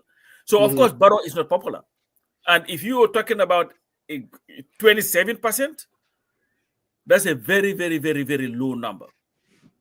If you're 17% and you're the opposition, with 37% undecided, you are able to bring a coalition together, you can defeat him. A comprehensive one. And this is why I think Barrow too is not too slow, or his people. This is why they are doing everything to try to bring Mama Kande in. Yes. To their coalition. Because in their thinking, maybe the rule. But there is a difference between an opposition coalition and a coalition with a ruling party. Because when you are in a coalition with a ruling party, you are easily subsumed into the party. You become invisible. Because now you are seen, when it is an opposition coalition, those that are outside will see it as, you know what, now we have all these people together, we can come together and defeat the incumbent. So there is always a greater advantage for the opposition forming a coalition versus, this is my own analysis there, of the ruling party forming a coalition. Because most people are not necessarily married to a political party. They are not. They are not. And I believe that most people want Barrow to go, but they only want to see a viable opposition party. So if Mama Kande were to join Barrow, I think it can be a blessing in disguise for the opposition coalition building process. Because it will be one less obstacle to coalition building. Where they want to see it, they form a coalition, I guess no Mama Kande tamu because the less candidates that you have against the incumbent, the greater a chance it is for the opposition to capture, because they can see it and say, you know what, this is the viable opposition coalition that can, just like what happened in 2016. Mama Kande ran. The reason why it was attractive for people to say, you know what, coalition 2016, because they looked at 3 candidates and say, you know what, let's go to Funyam, UDP, Nyam, Halifa, Gai, Nyam, Amata, everybody is there. I think this is the solution. So I hope Barrow pays attention. But I really didn't think of, I really like that thing with the Mama Kande factor. It can go both ways. You're absolutely right. My political agenda is not low. You don't really think about the nuances and the movement. But this is the thing. When I saw the poll, and that's what I saw, this is a government that was elected for like 40-something% of the votes. Yes. All right. And then since then, we've all seen 53%. 53%. 53%. Okay. And you think since then, there are a lot of things that this government has done. And all you can sow for is a solid 27% that's backing you. I mean, that says a lot. And then the interesting factor, 37%. Okay, who are these 37%? Why are they there? This is the uncommitted folks. What we call James Senegal, watch hand. They are not necessarily married to a party, but they are looking for something, a viable alternative that they haven't seen. You give them that viable alternative, they will shift. If you do not give them that viable alternative, they may pretty much go and vote for Barrow. Yep. That 37%, there is a reason why they are not supporting basically the opposition. There is also obviously a reason. And some of them are basically soft Barrow supporters from 2021. You know, I mean, and now they're like, you know what? With what I see, I really want change. Why? Change. And my advice to the opposition is this. Coalition is difficult. But there is one thing that they can do right now. And that is, we all hear about this constitution building and the impact and the pending impasse. This is where we can come together and find common ground and build trust. Let's say if United Democratic Party was to reach out to all the opposition parties and said, okay, we, SFL, Doi, Mama Kande, all potential opposition parties, let's get together and find a common reaction to this constitution. Because we all came together to defeat Jammeh in order to bring about a new constitution. In as much as UDP, we have our position, but we also know, Doi, you have your position. Mama Kande, you have your position. SFL, you have your position. Let us come together and see where we can find common ground. We will go out there and speak with one voice. They have their disagreements. They find a resolution. This is the way for them to proceed. What that will do is it will build trust. What that will do is it will be like, okay, we're trying to find a common ground to get a new constitution for our people. If they come together and say, okay, we want to make sure when the votes happen in the National Assembly, we are going to allow it to go past the second reading. In as much as United Democratic Party is against that, but the fact they came together with other parties, and that is what they have decided to do. That will give them what I would call a clamp down from their position very easily. And in the process, they will be building trust among opposition parties. If they work together, and then somehow when they get to the committee stage, NPP decided to sabotage it, at least they can say, the opposition, we came together to bring about a new constitution. And that will be the first phase of building what I would call a viable coalition. I think they really need to look into this, because looking at that poll, what is very obvious, Moine, if the elections are held today, United Democratic Party will not be able to win it by itself. 17%. They had 27% in 2021. What happened to the 10%? Did it go out of thin air? Did they move to the uncommitted bloc? What happened? It is apparent jaharang, if you ask me. If we want to bring about change, the opposition needs to start talking. And I think they can use this constitution. This is something that they can find common ground. We're not talking about economic policies. We're not talking about this or that. We're talking about something that they fought for, meaning if we get rid of dictatorship, we are going to usher in a new constitution. Irrespective of what the UDP position is, irrespective of what the DOI position is, irrespective of what Sobeya's position is, they can come together and find a common position together and say, okay, tactically, this is how we're going to proceed. Because, man, I do believe if we are able to get a new constitution with a second round of voting, it would help the opposition.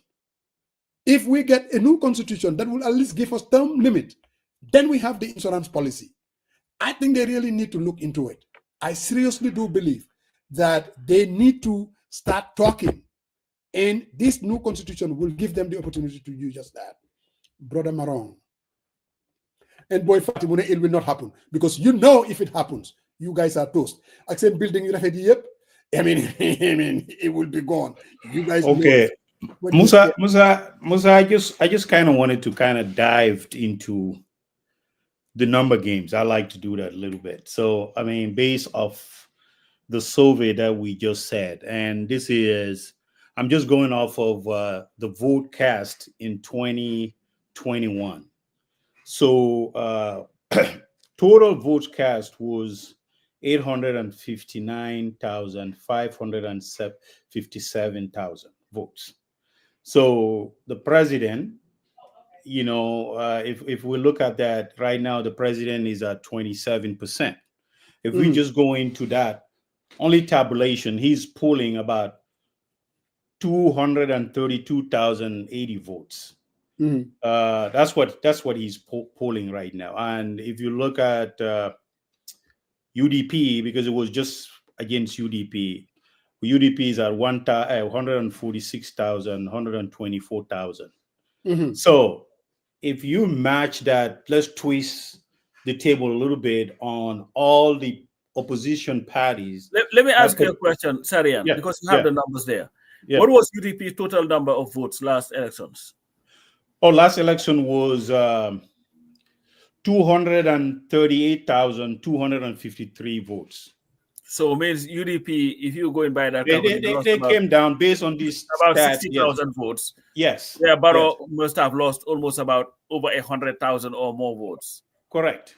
But there's an interesting dimension to this, though. If you look at even 2021, UDP polled 238,253 votes. Mama Kande polled 103,902 votes. PDOI is 32,425. SRFAL 17,205. And Jammeh, what's his name? Abdullahi pulled out 8,252. Now, if you add those votes together, that comes out to 400,040 votes total. If it hadn't been all the opposition comes together. Yes.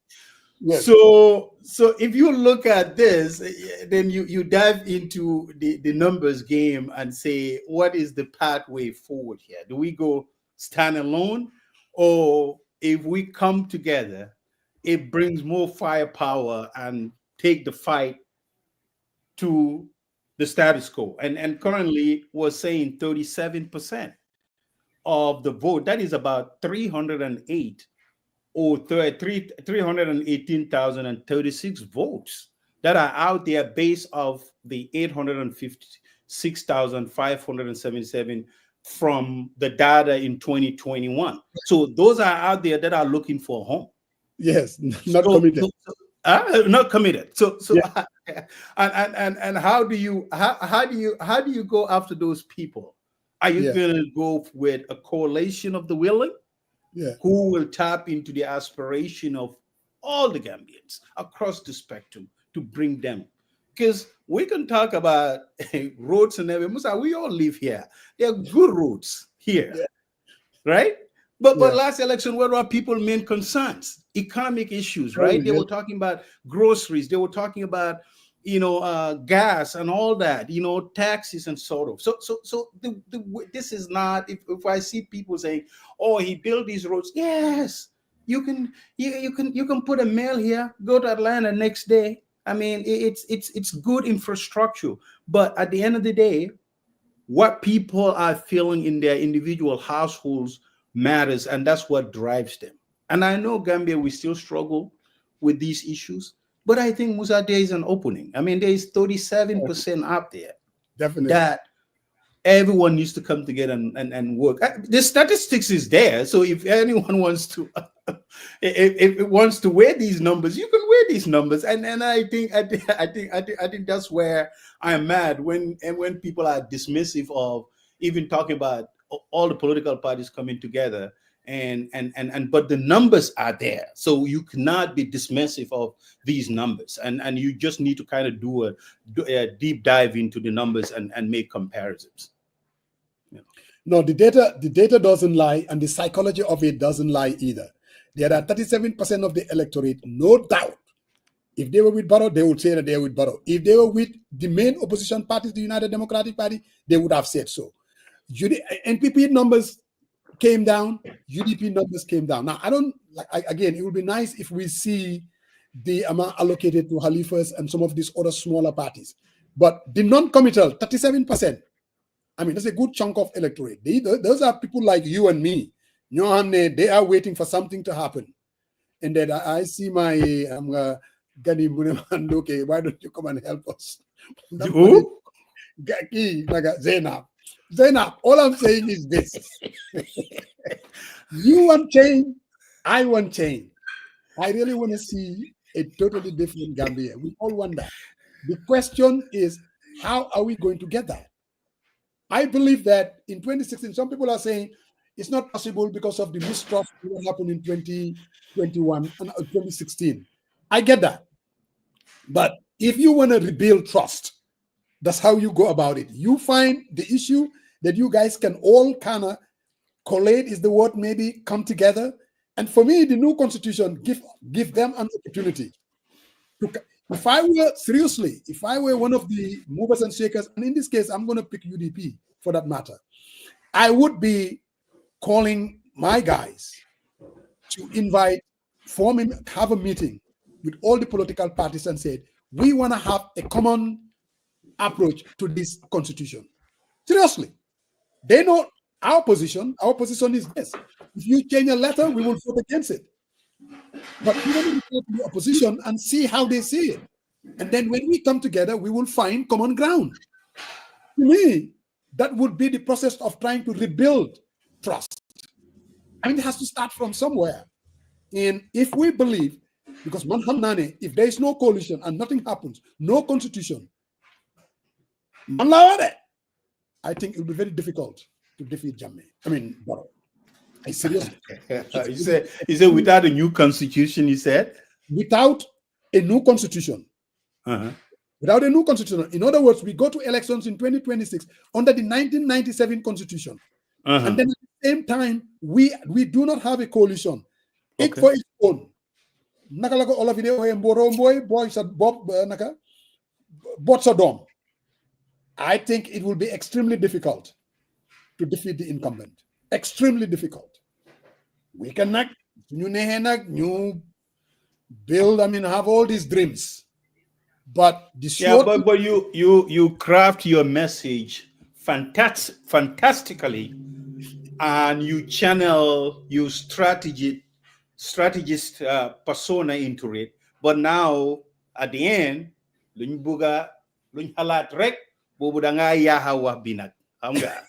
were doing very good until that point.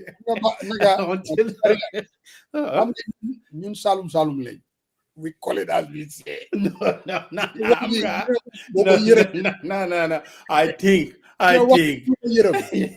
I think if you agitate too much, if you agitate, I think you are on the right track. I agree with you. I think there is. If you look at these numbers right now, so for example, if I had to talk to, I'm a mediator, for example, and they told me, okay, you bring all these notions. I want to play into these numbers right here. I want to say, we respect them. And is this C-Boss who did the survey the last time? Is it them or who I did? think it's them. Not Binyom Killer, the other group. Nyom I think they all work together pretty much. Somewhat. Yeah. So I think if we put these numbers together and we say, look at what happened, and I know there's folks that turn 18. There's number, I'm just taking example of 2021 because I think the voter numbers might increase significantly. Folks turning 21 or 18, registering and all that stuff. This number might bump up. But if you go with the stats and look at these numbers, definitely you should be concerned. And we're like, okay, what is the push here? And you put the numbers in there, and there is absolutely. If we come together, we tabulate all these voters and we take our message from carton to coiner, I think folks will be receptive to what you're saying. But the fact that brushing aside and saying, no, we're not going to do this, I think it defeats the purpose. And I really, think that folks be thinking through these numbers, because as Coach said, 37% as an incumbent, 27. 27, and you have folks at 37 undecided. That's a problem, man. Less than 30%, you might turn that. It would be interesting to see what his favorable layering is. People, his persona, but I think his policies fits into that 27%. So I really think Gambians are not very receptive to Barrow government, and whoever might be his supporter, you should know that if there's 37% of people who are undecided and who really think that maybe we need to have a different direction, I think you should be very, very concerned. Definitely. And sorry, that same quote, that 37%. The reason why I kept putting emphasis, because we know that coalition coming together is very difficult. We all understand that. Duyomba. That's why I'm putting emphasis on working together for a new constitution. And there's a reason for that. Because the moment we are able to have something like that, then we ended up with a new constitution that has second round of voting, that has the term limit, and also hopefully a diaspora voting. Because the choices is not what you would call the Barrow Constitution and the 2020 draft. If they come together, they may even revisit the 1997 Constitution that Khalifa proposed. In other words, that they could go in and say, okay, why don't we just amend the 1997 Constitution? New opposition, we have agreement to that. Again, if we are able to have second round of voting, which can be done through the National Assembly, what that would do, it will eliminate the difficulty of the opposition parties coming together on the first round.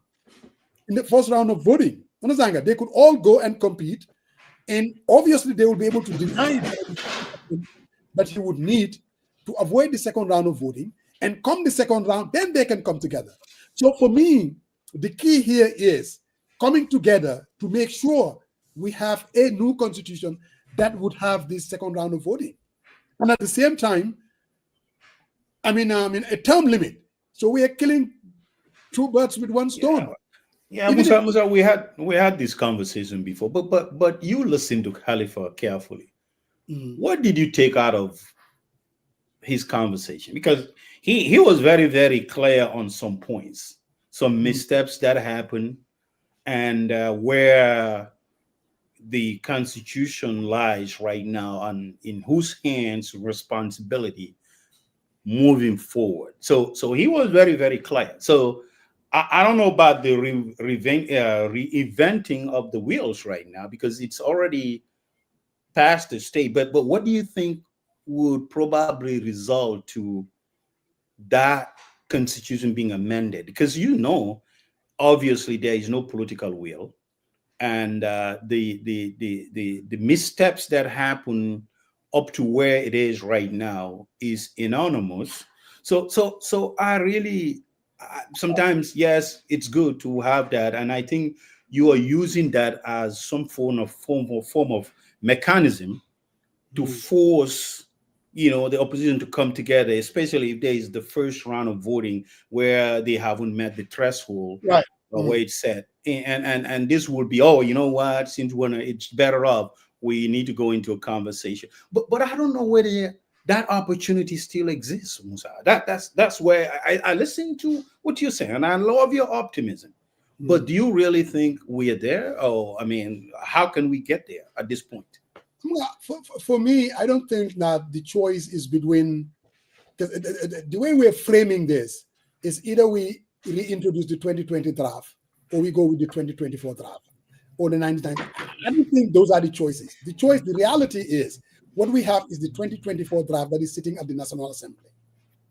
Plain and simple. And now, what I'm saying is, if we can allow, let's say if the opposition comes together and they have a strategy that, okay, we're going to allow this to go past the second reading, and then when it get to the committee stage, as a group, these are some of the changes we want to see happen. And this is coming, basically, you could call it amending the 1997 Constitution if you want, because it will be like a draft there. The committee can do whatever they want. They could even put us whatever they want, they could do it. Because forget about the name, whether it's 2024 or whatever. It's the details, what's in it, that matters. So if they come together and say, okay, we're going to allow it to go into the second, to pass the second reading. And when we get there at the committee stage, these are some of the changes that we want to make sure, no matter what happens, we can have our differences. Why we want to make sure there is second round of voting. The term limit is there. Diaspora voting is there. For me, these things are fundamental. If we do not have that leadership, that whole chapter 5, it's not going to be the end of the world. To hell with that. Let's not have that. We can deal with it later on. Now, if we don't have, let's say, for instance, confirmation by the National Assembly, in other words, that's something that maybe we can compromise with the NPP. So when everything is said and done, I think if we are very strategic, we come together as an opposition bloc, instead of parties taking different positions, it makes it much easier when we get to the second stage. Now, if NPP doesn't play along, like you said, that they are not committed to it, the politics of it will be against them.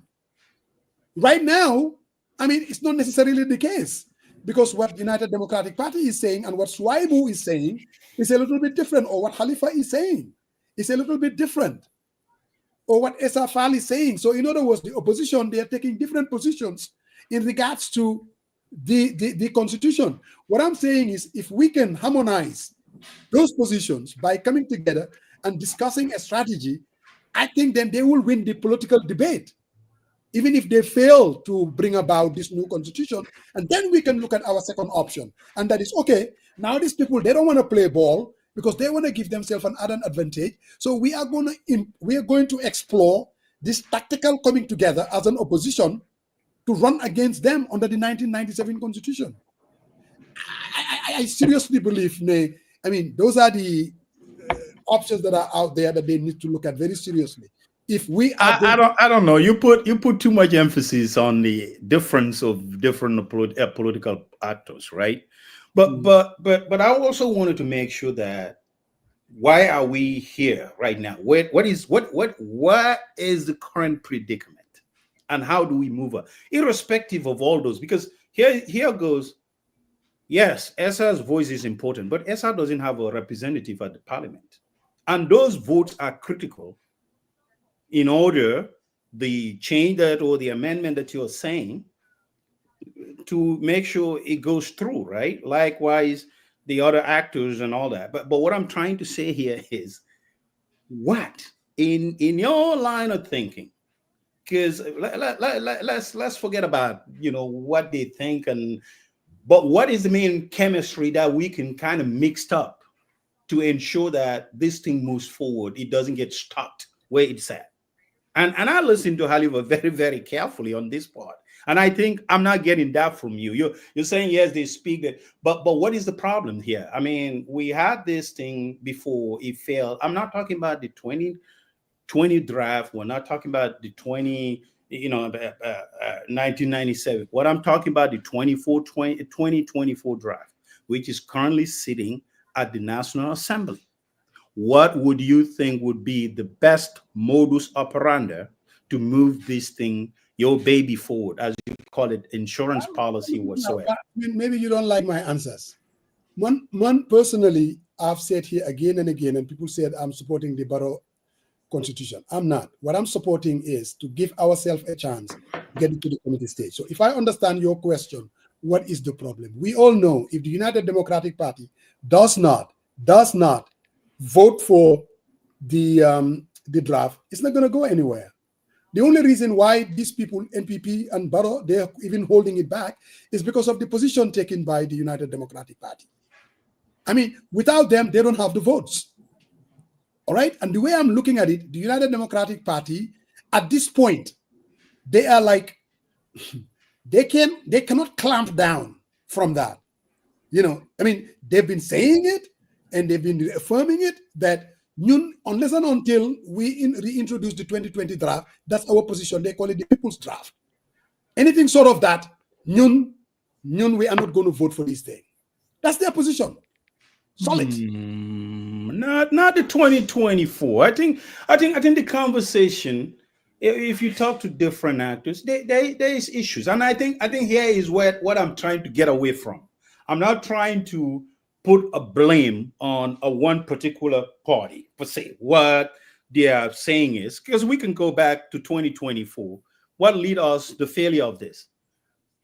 If you have a problem, you have to look a way out to resolve it.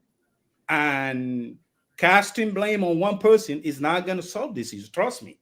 So where they are right now, I think the conversation needs to be centered around things that are controversial. And this is not just one party. This is about people leading to all the issues that we are facing today, like accountability and all that stuff. Those have been removed. Now, what I'm trying to say is, in order where the 2024 drive is at right currently, how do you build, support, or coalesce folks who might have reservation on it, but to have a conversation, but to say, okay, they are saying this is, if you speak like that, no, not everyone entirely is saying that bring back, because obviously what I heard from even legal posts, if the draft has been gazetted and it failed, you just can't go back and bring the same thing. There are certain areas that they amended on this 2024 that requires attention, and that's somehow controversial, somehow omitted. That's what people are saying. Make sure you bring, how do you navigate through those complexities and bring some type of support around that? That's what I'm asking. Sarian, at this point, I mean, I don't know where you're going. I'm listening to you very carefully. Because obviously, no, I'm not going nowhere. I'm just one is I think you are tiptoeing, and what all I want is this okay, is no. You are very passionate about this. You are let very me say very. this. I like your passion. Where Let are me say we this. right now? How do we move forward on this? Mom Lalawa, let me say this. I Yeah. am not trying to really cast blame on any party. People have their position. We all supported the 2020 draft, and we know what happened to it. Seriously, we had our differences, what we like, what we didn't like. The 2020 draft could not go past the second round of voting. There was sort of jockeying and political posturing from the NPP. Seriously, they didn't want it to pass because they had a problem with the retroactive clause. They had a problem with that. And as far as they're concerned, now they could have allowed it to go to the second reading and the changes would be made, but they did not do that. No, they need to hell with it. This thing is targeting the president, and as far as we are concerned, we're not even going to give it the light of day to get to the second part of, to the committee stage. That's what killed the 2020 draft. Now, the government went back without consultation. They did whatever they wanted to do. They made the changes, and they gazetted it, and they reintroduced a new draft called the 2024 draft. Now, whatever differences we have in the 2024 draft that we saw in the 2020, but it's not in the 2024 draft, the only way it can be rectified at this point, you either pull it, throw it away, and then we go and restart it again. And I don't think, for me, time is very essential here, the timeline. So, why don't, instead of doing what the NPP did, and that is saying, we don't like this, we don't like this, we don't like this, they just cook their own soup, so we're not going to go along. I'm just saying, and the reason why I'm saying all the opposition parties to come together, that will make it much easier when everything is said and done, to allow it. You know what? We are going to allow this to go past the second reading to the committee stage. And at that point, the very changes that we want to see, we will work on it and make sure it happens. Because either they kill it right now, and I'm telling you, the moment it gets killed, I don't see how we can get, a new draft constitution before 2026 elections. I seriously do not believe it. Because all of us know that I don't think this government is really committed to a new constitution. They're saying, let's buy time, going into these elections, and we can easily just sneak in and win, even 32% of the votes, and let them see we move on. Yeah, that's their thinking, and everyone is entitled to their thinking. But I think let me ask you, do you think we can break the ice at this point? What is that needs to be done? I think they need to go back and have a conversation. I think here is what I think, the past couple of weeks. I think if there are amendments that are removed that are quite essential, Musa, just to say for the sake of it, we just need to push it through. I think that is I really don't think so. And I'm not saying let's bring back the twin. No, but there are clauses that needs to be amended. Let's do that. That's a good compromise. No. Sorry, you're missing something. You cannot amend it as it is until it gets to the committee stage. Well, but if there is no will, if there's a conversation that still needs to go in among parliamentarians, irrespective of which political opposition parliamentarians or with the guy MPP?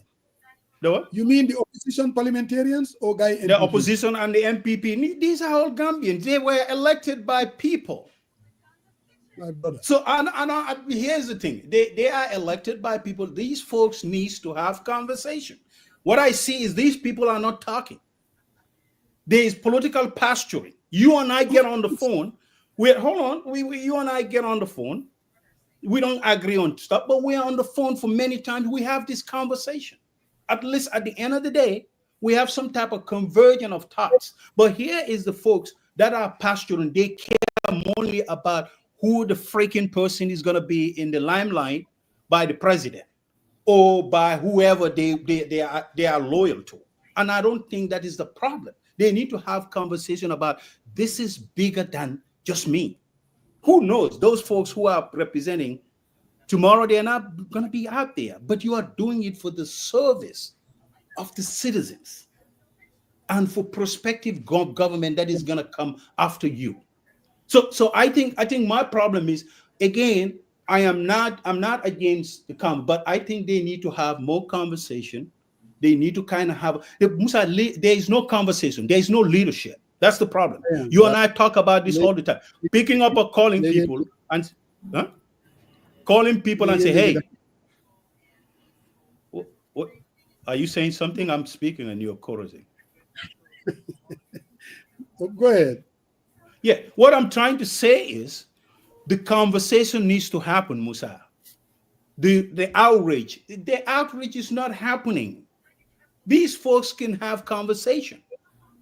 How do we break the ice on these that are difficult? And I think if they agree on that and they have a buy-in, you were talking about the committee stage and all that, those things can. But if they have assurance and they had conversation among themselves, I'm not saying it happened before it goes to commission. I get that. But what I'm trying to say is, if you listen to, there were times where they were invited on Fatou, these folks have distrust among each other. They don't trust each other. They're saying, oh, if we do this, we let them do this, they're going to do whatever they want. So how do you assure them that, oh, no. Can we come and have a honest dialogue? This is what we will do. And I think if that assurance is there, it will help. But I really don't buy on this thing that, okay, we push it up. We say, how about if they don't? Because, it happens before. And this is the whole thing. What I see is conversation needs to happen. These folks work together every single time. I understand the political dam, but I think we cannot continue to blame every time, oh, it's politics, it's politics. Yeah. I mean, do I disagree with them having a conversation? But knowing the nature of our politics, I mean, it's going to be bipartisanship is not very common. It's not a common. Well, lexicon. But that's why the voices of Musa Gang and everyone else, me, Coach, we sit on this platform. We have to amplify our voices. Musa, we've seen over and over, and I'm going to use one example, especially Diaspora Club. Folks working their tail off, earning money, getting resources together, wants to bring a freaking clinic in Jammeh. Someone got into it. It didn't work.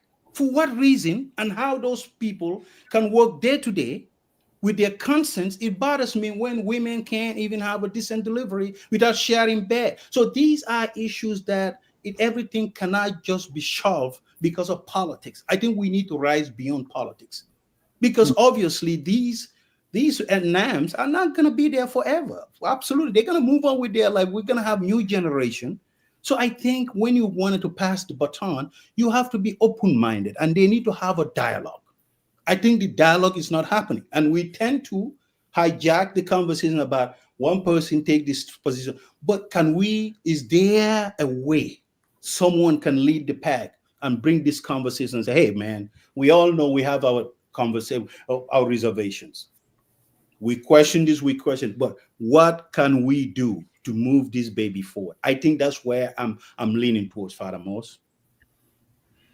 I hear you. I mean, just FYI, our transformational leader, the GAP leader, has just announced that who? Mr. Bakili, the GAP leader, the transformational National Assembly should have a parliamentary inquiry about Senegal encroaching and stealing our oil. That's from GAP leader. Interesting times. Musa, I'm talking about that. I was watching, the Senegalese politician, the guy that was insulting Farba Ngom, I forgot the name. He has a very deep voice. And as I was coming back, I was on the train, so I was listening to him. And he was talking about what Senegal needs to do to, they have about 380 political parties. And his thing was like, they should not allow more than 10 candidates to go for presidential elections. And they have to find a way of reducing those parties. So they asked him, how are you going to do that? He said any political party that does not score more than 3% in an election should be stopped from running for elections again. So that's how you beat them out. Yes. Yes. And that for the presidential, the deposit would be so high that if you lose, you will not even think about trying it again. So he has this thing because he believes that they have to Cicelo. Yep, that's my guy. Cicelo. Why Samba Masgi? I think I suggested that one time when I know that is very anti-democratic. No, dude. No. Democracy manage.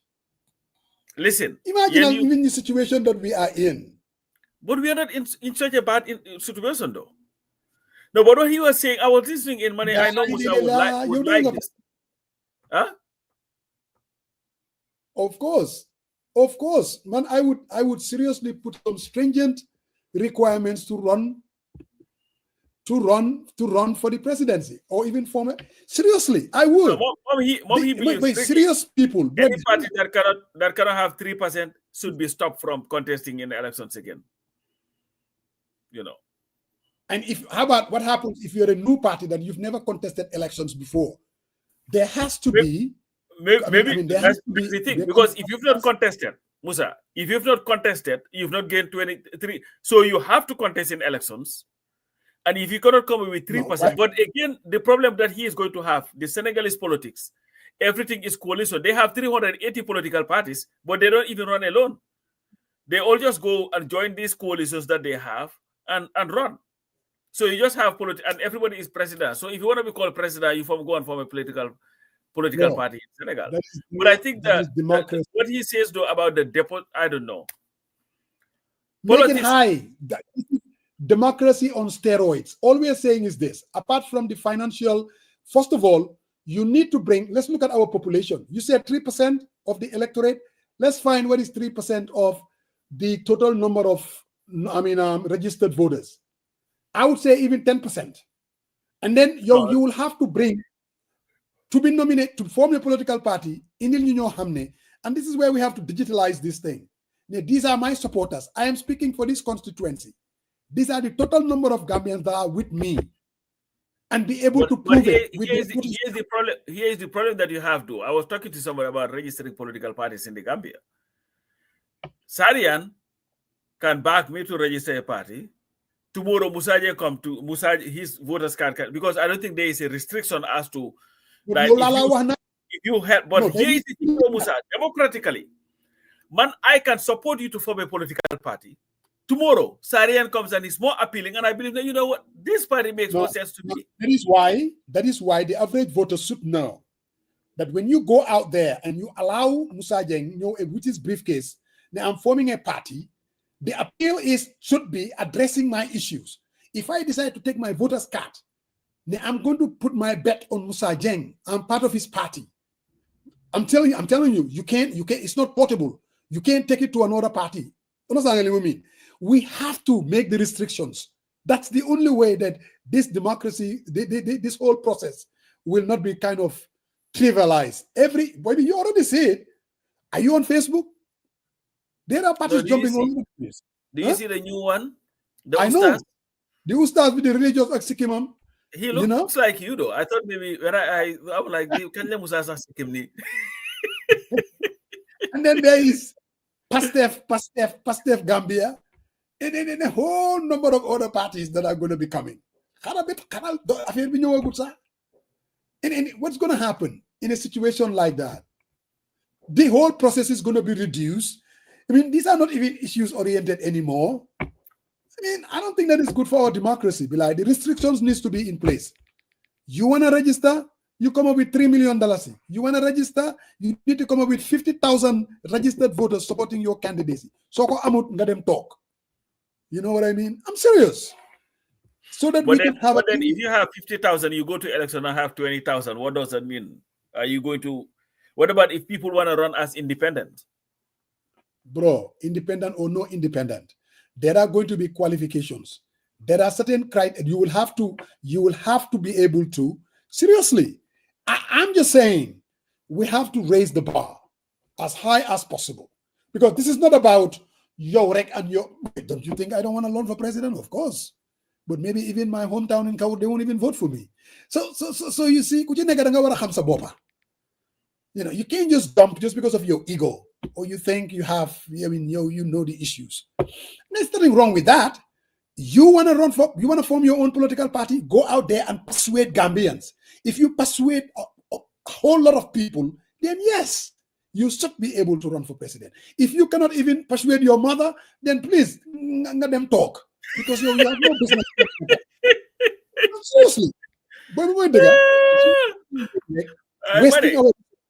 Not to be petty, SFL came from, they said at the polling station where he was very close to Fumjege Banjul. I think he had, they were very angry with the number of votes. The Sobaya team, I'm not, trying to get after your guy. I'm just saying, So I saw my man, Keba Yoromane. You remember Keba Yoromane GFA? I think he ran one time and had one vote. So I was wondering where his polling agent was, the wife, the kids and all that. So and we see even the 2021 election, there were places that people were having 5 votes. So they have no business. I'm telling you, bro. I mean, we want to have a serious process. I agree with Mbaisi, and we have to be very careful. That's a recipe for disaster, Musa. We are no longer a democracy if money dictates who get to become a president. Because there should be some balance. No. Mbaisi, Bilahi, whatever you want to call democracy, we're just saying we want to be able to give people a process that is serious, that it will be dealing with the issues. America Fini, where we would call the bastion of democracy. When they form their exploratory committee, they call it. You know what that is all about? If you cannot raise a certain amount of money, you are not a serious candidate.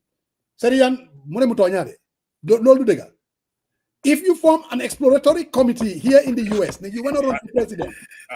My only problem. No, I think there should be some type of threshold, to ensure that your vitality is sustained. But I mean, every person at the end of the day, we know their goal is when they do, even they have some political part before, and they said, "Oh, you know what? We just want to align with this." I think it defeats the game. I see what you're saying, and I don't think that is against democracy. Even here, I mean, even participating in debates, they will say you have to break certain percentage. Yes, yeah. So exactly. I really, I mean, we've seen the emergence of political parties, but are they in there for a long run? Right? I think. We can all question that.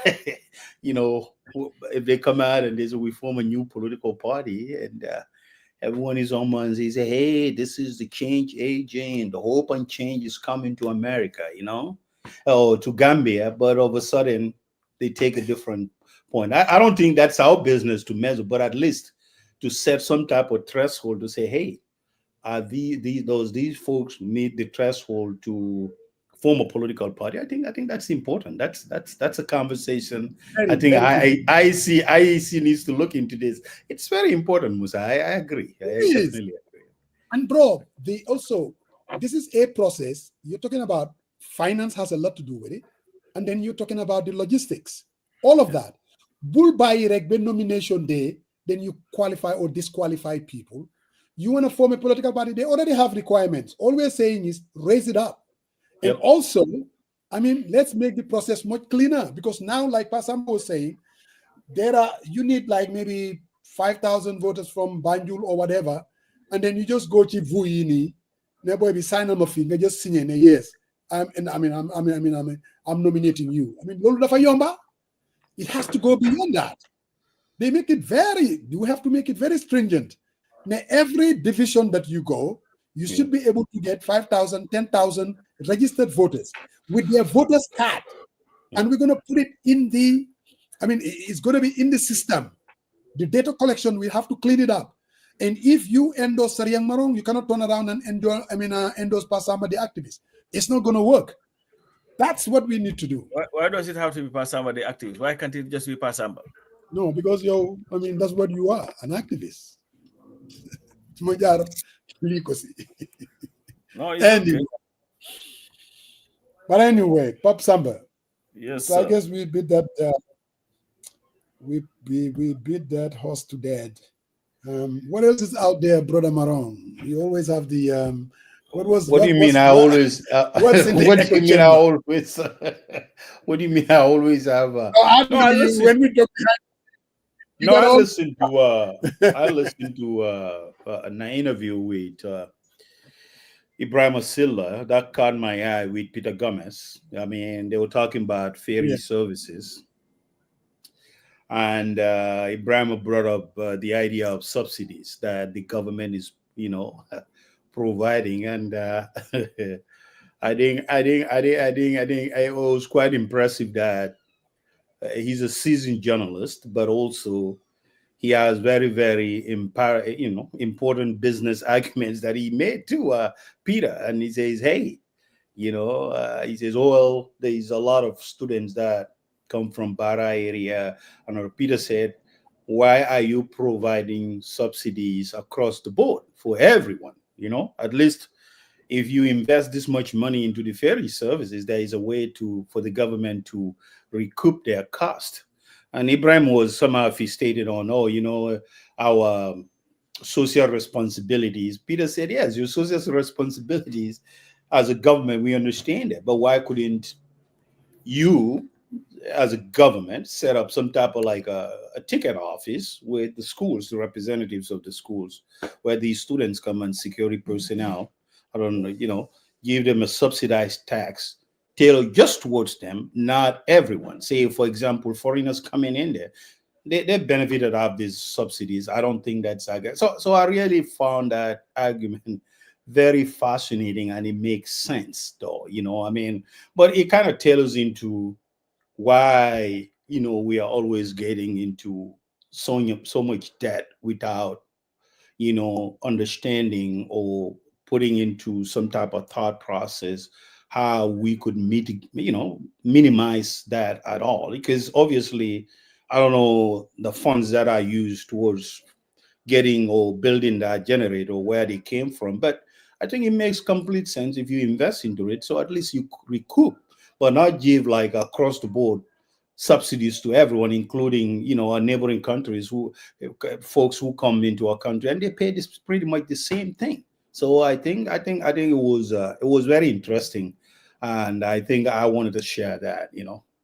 Yeah, the politics of subsidies, Mom, is all over the map. There's a reason why sometimes African governments will engage in that, and that is to make prices a little bit affordable. And some would say, when you do subsidies, you're depriving a government revenue, a lot of revenue. Government is subsidizing rice right now. If government were to come out of it and then just allow the prices liberal, then it would be even much more expensive than what we pay now. Zero taxes on when you import rice. Same thing with fuel. There are subsidies. Some say, especially the what I would call the conservative economists like Milton Friedman, that government should get out of the way and just, concentrate on money supply. And if that happens, it means government is going to collect a lot of revenues and then be able to, invest in infrastructure and a whole lot of other things, health and that kind of a thing. But the reality also is, when you do that, and you are a poor country like the Gambia, any politician who there, I remember, was it last elections? There was this Nigerian politician. He ran on eliminating subsidies in Nigeria. What was his name? The young guy, the Igbo candidate, Pasamba. Young guy. Peter Obi. Are you talking about Peter Obi? Yes. Peter Obi, yes. He was very, very, very popular. And this whole thing, this whole subsidy thing is a scandal. And they need, if Nigeria is to get out of it, is to totally eliminate these subsidies all over the place. So yes, I mean, Sariang, I understand what you're saying. But subsidies, even the most capitalist countries in the world, like the United States, you have it here. Course. The amount of money, the billions of dollars that the United States pumps into agriculture every time to subsidize the farmers is massive. And in fact, they do it to an extent where even these the thing that the USA or whatever that they closed down, every food that they used to send there, the government is taking it from the farmers here, because that's one way of injecting money in that sector and taking it somewhere. So even if the international community is not buying it, the government is buying it to make sure they will give it as aid. And like here, I don't know where Atlanta, like they do. Here, the county that I live in, Montgomery County, they have their own buses. We have the Metro bus for everybody, and then Montgomery County has ride-on, because that's what I take. The kids ride for free when they go to school.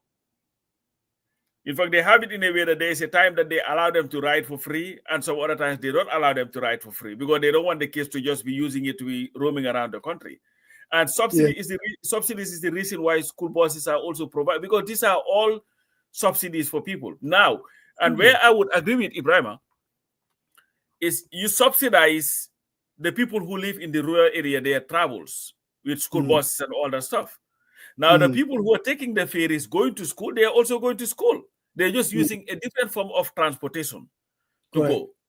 And that's the thing. So to me, as a socialist, I see no problem with those subsidies. I believe they are very, very important in any country that does. Musa, capitalism, you capitalist people are very confused. But there is no pure capitalism. Any government that is progressing, for the most part, most of the services that are provided, the government will subsidize somehow to be able to make it affordable for the citizens to be, whether it is healthcare and all this, because they have a way where they will pay through the back door to be able to make it easier for people to be able to afford some of these things. So subsidies are great. Yeah. No, Coach. I think Faramos has this strategist thing to confuse people. We're not talking about no, hold on. I see where this conversation, but I think the rationale. They're not talking about subsidies are bad. I think if you guys listen to me carefully. Yes. Gambia Ports Authority has an issue meeting their target goals. And government has been coming in to rescue them all the time. Oh, no. So when you talk about that, Gambia Ports Authority and most of these parastatals have been so poorly run. Yep. And instead of holding people accountable, you continue. It's just like, Musa, you have a child. You tell the child, get a job, they get a job. These are your bills, but every month they come to you, Dad, man, I'm short today because I cannot come up with my 2,000 that I'm supposed to pay my bill. You say, okay, let me give you 1,000. You are pretty much encouraging that kid never to pay their bills. Because they're taking the money and putting it somewhere else that they don't need. So what I believe here is it is absolutely important for people to meet certain metrics. You put in place certain metrics and say, these are deliverables. These are the targets, and you have to. The ferry services, every day you go there is full to the brim. Full. There is no way that you have a ferry going empty. It doesn't happen. The containers are coming to the ports every time. The Ports Authority is one of the most active government-generating revenue institution.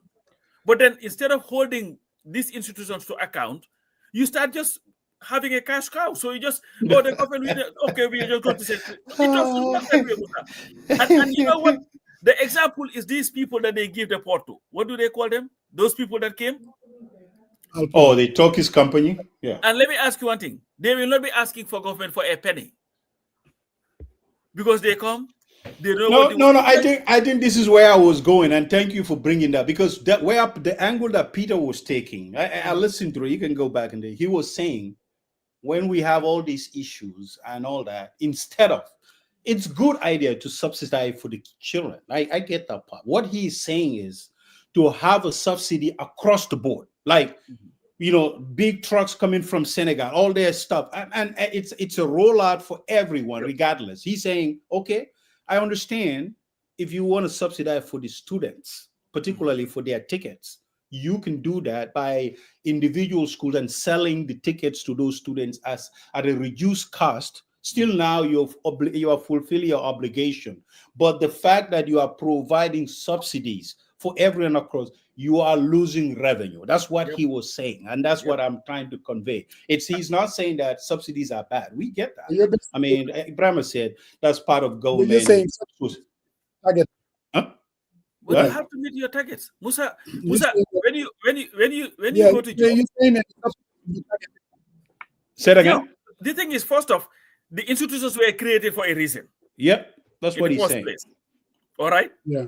And like all of us, we are lucky enough to be running things where we are held to account. Okay? You're giving maybe hours and say, you know what? This week, you can only schedule 100 hours. But your expectation is you're supposed to make this much money. You're supposed to meet this. You're supposed to meet that target. And you know what your job is? To make it work. You cannot come and say, oh, no, I didn't have it. They say, okay, let's add another 50 for you. Because that's not how it works. But what has happened to Gambia and Musa, this is why most of all our parastatals have failed, is this problem. And it didn't even start now. I remember GCDB, Gambia Commercial and Development Bank. When these people came, the debt recovery program, AMRC. What they found out was government was writing off what they claim bad loans, 78 million, 118 million. So this is what they would do. So you just write it off, and those people will just go in the sunset and have their beautiful houses and do whatever it is that they're doing. And that's where the problem is, Musa. We have to hold people accountable. I give you a job, will come. These are your expectations. In fact, apply. You see what's his guy name? The guy at Social Security? Manjang? That's it. Musa, I'm going to make you the manager of stadium. Hostel, this is our projection.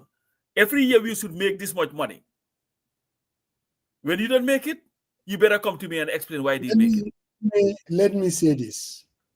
I like your idea, them nang new na, but we've tried it for 60 years and it hasn't worked.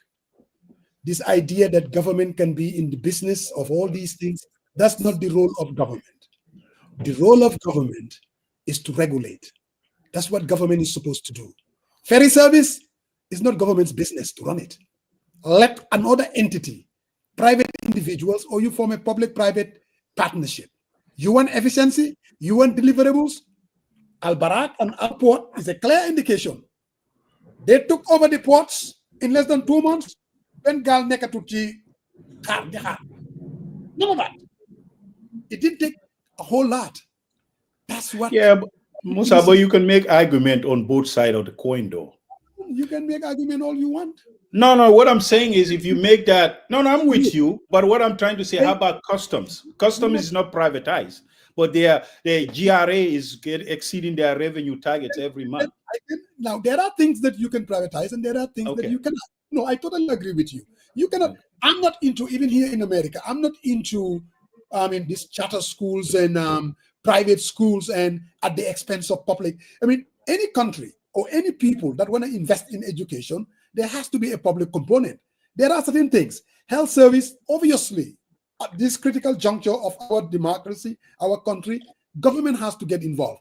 There are certain areas government warna famuna get involved. But there are other places that government has no business. Take Friendship Hostel that Samba just mentioned. Why would government want to get involved in that? To run a hostel? For what? What's in it? Government doesn't have what it takes. And it's shown. You would see it. I looked at all this. Left to me alone, if I were to become president, Gamtel, privatize. Nawe, gone. Gamcel, gone. All of these so-called state-owned enterprises, out of sight. Very simple. And you know what? When your former government tried it, that's why Kawur used to be this. That's why it went there too. I am not. All I'm saying is this: GPMB went down because of it wasn't viable anymore. Corruption to the hilt. It was. Nobody cares. It was. Nobody cares. No, it was viable.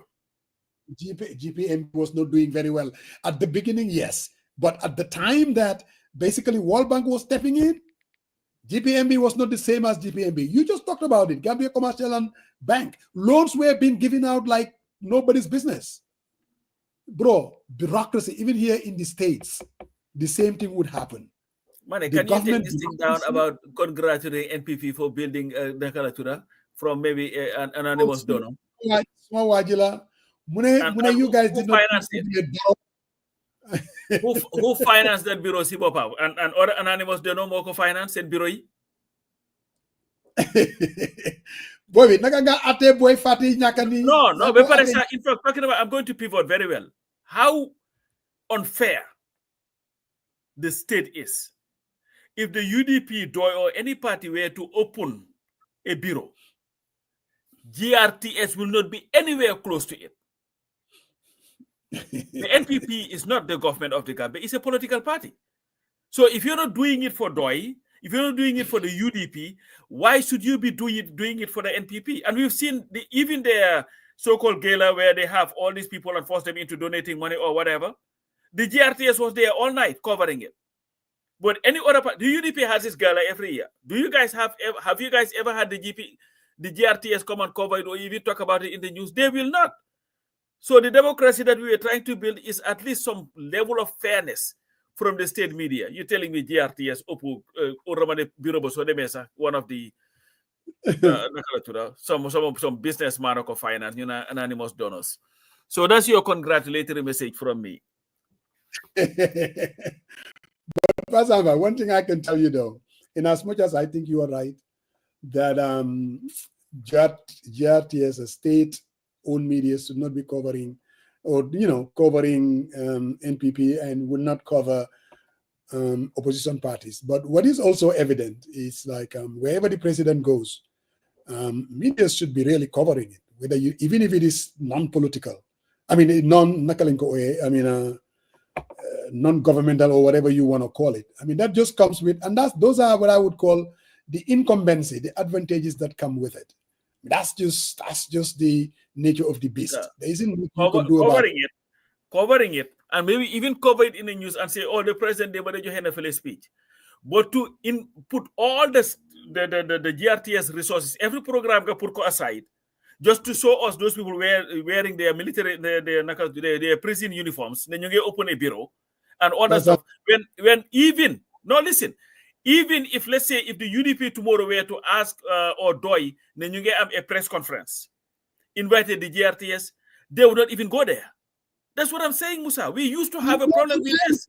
I agree with you. I'm just saying. Thank you very much. Don't say but. So they but like you either agree or you do not agree.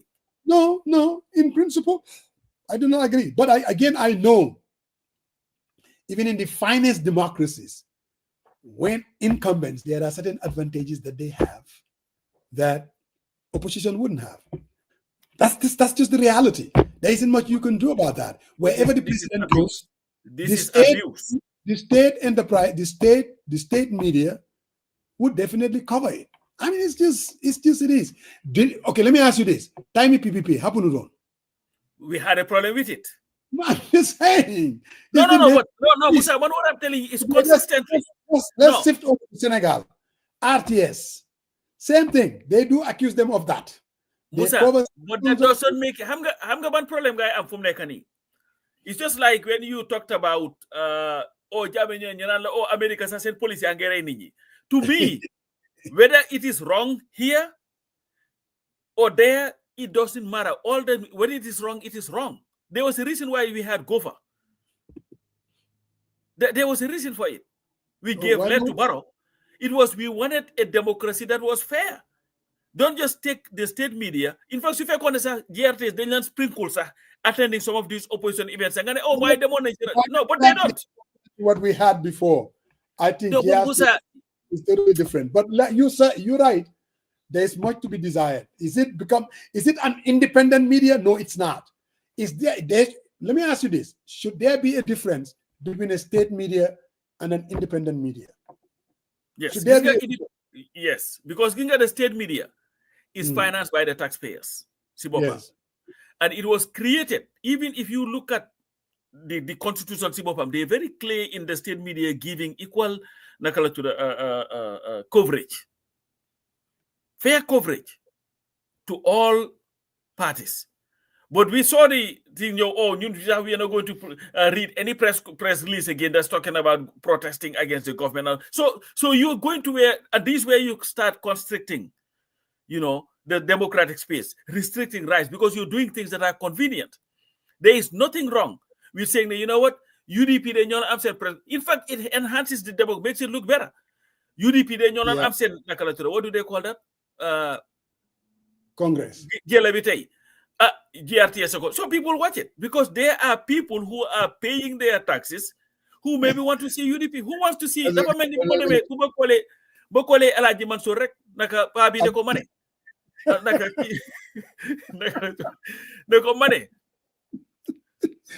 I just went to the phone book and just found his name. The Alaji Mansour, the other guy, Alaji Mansour Lawon. So I call him. The man Alaji Mansour Jai man la. Nanga def manako mangi tura pa Samba Jaw. Man nak dama lay deglu sa programme bu way mu ma paré sof ci ngir bor bu sen ngeen tek sen interview bo jawara bi ngeen démé naka bara jali. Muna boy Jaw muna man la gëna sof. Ngir dekk wi la né bor bu set nit ko la né la way ma tegat len programme bi way. And that's the thing. We cannot continue to do that. Well, I don't foresee that is going to change. I seriously believe that. We have to fight to change it.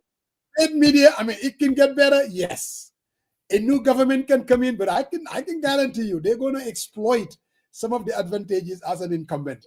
That's just the nature of the beast. To be honest with you, as long as we have private media out there that is independent, they're not restricted. I think it's good. Again, I do agree.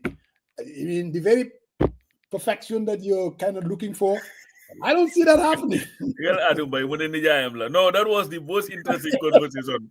And he was very calm. Boy, Joe.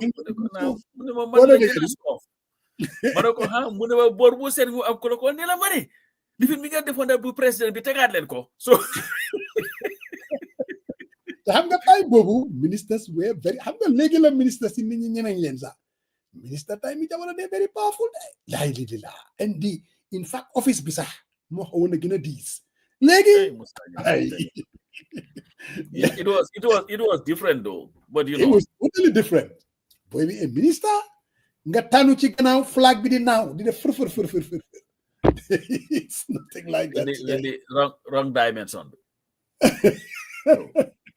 Anyway, guys, I think unless anything else, we have to call it a day. Manmisa, I have a graduation to go to.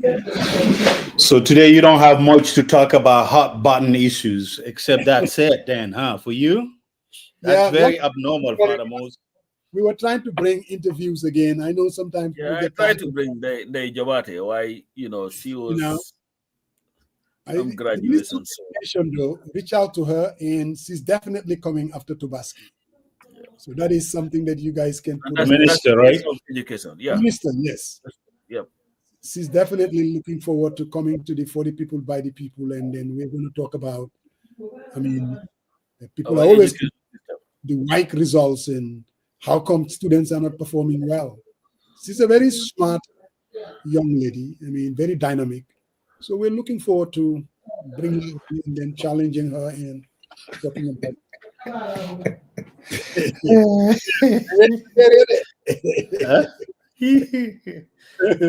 But anyway, again, we thank everybody. We thank our what they call it, our partners. Can make us come here Sunday. And Musa, I take this moment to say Eid Mubarak in advance to all the viewers and the listeners, everyone in the entire world. We're not gonna see it Friday. Take it easy on the lamb meat, Father Mose, on the say that to the Gayans and the seconds, because I think they'll be more challenged, you know. But how do they care? Sadio? So, yeah. Kenyatta? No, not Kenyatta. No, Sadio, very expensive. What do you- Sadio? No, it is Sadio da Kuyata. Really, 20,000. Yeah, you know, that's why I think the people who are taking the initiative, going back home, building their business, I think we need to support them. If their business flourish, it creates competition, and hopefully the prices will stabilize. So that's the essence of it, you know. It's just sad. Okay, congratulations to MPP. That's it, boy. No, you cannot do that. Those people look like prisoners, you know. Why not those, But I wonder why the state ministers. Hold on, I wonder why the state ministers get into that outfit and sit right in front of the camera. Especially the Attorney General. Seriously, I do have, and especially the Attorney General. I think they need. We missed this. I think we need to be careful. I don't know what Attorney the General, Interior No, because Minister. you see the Constitution of him, there is nothing stopping him from being a member of a political party, as Anjalo was. Yeah, but that doesn't tell well, because he's the Attorney General wearing an asobi of a political party. I don't think it smells good. Seriously. No, and this is why, in fact, this is why is one of the positions in Hamneni. You have to have a special talent to be able to, in fact, be the attorney. It's not for anybody. And I think this whole thing, and you know, they look so ridiculous. Is maybe they're all thinking when I saw that, I'm like, who picked this out? But that's just the caliber of NPP. Don't let me know. It's ugly. The Asobi Oh my God. That was It's ugly.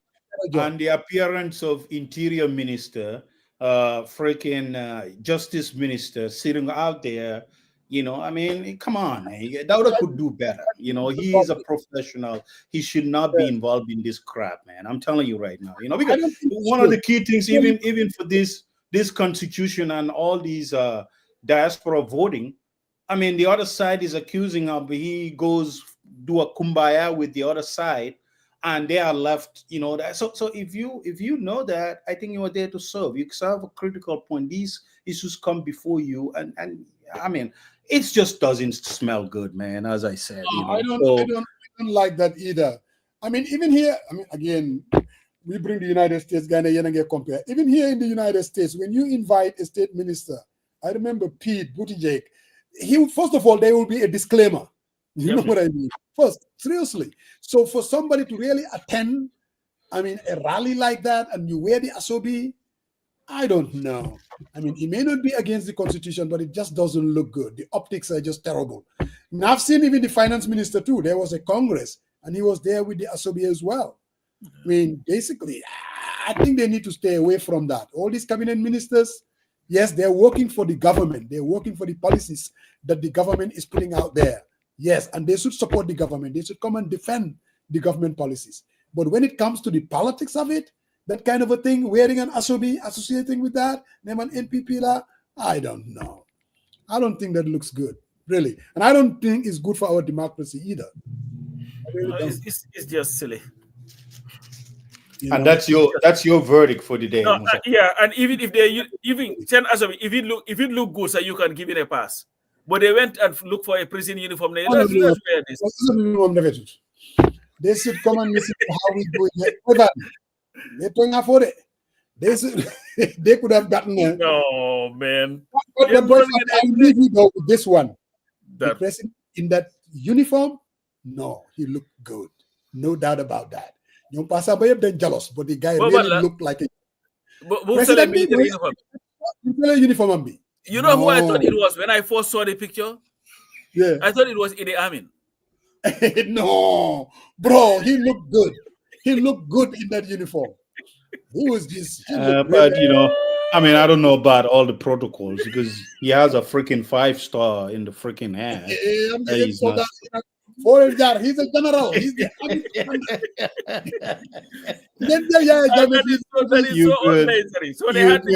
he can wear his hat. He doesn't have. There's no freaking such thing as 5-star general. He's the what do they call it? CIC, Commander-in-Chief. I get that. Commander-in-Chief. Yes. So Yeah, you gotta but give the whole and next time when he wear those desert boots, he needs to talk the man too. You know, he doesn't need to roll that. You gotta. But happy Tomaski to all our viewers. We'll definitely be back next Sunday, inshallah. Not next Sunday. You know how Trump wants to have that parade, you know, on his birthday. Maybe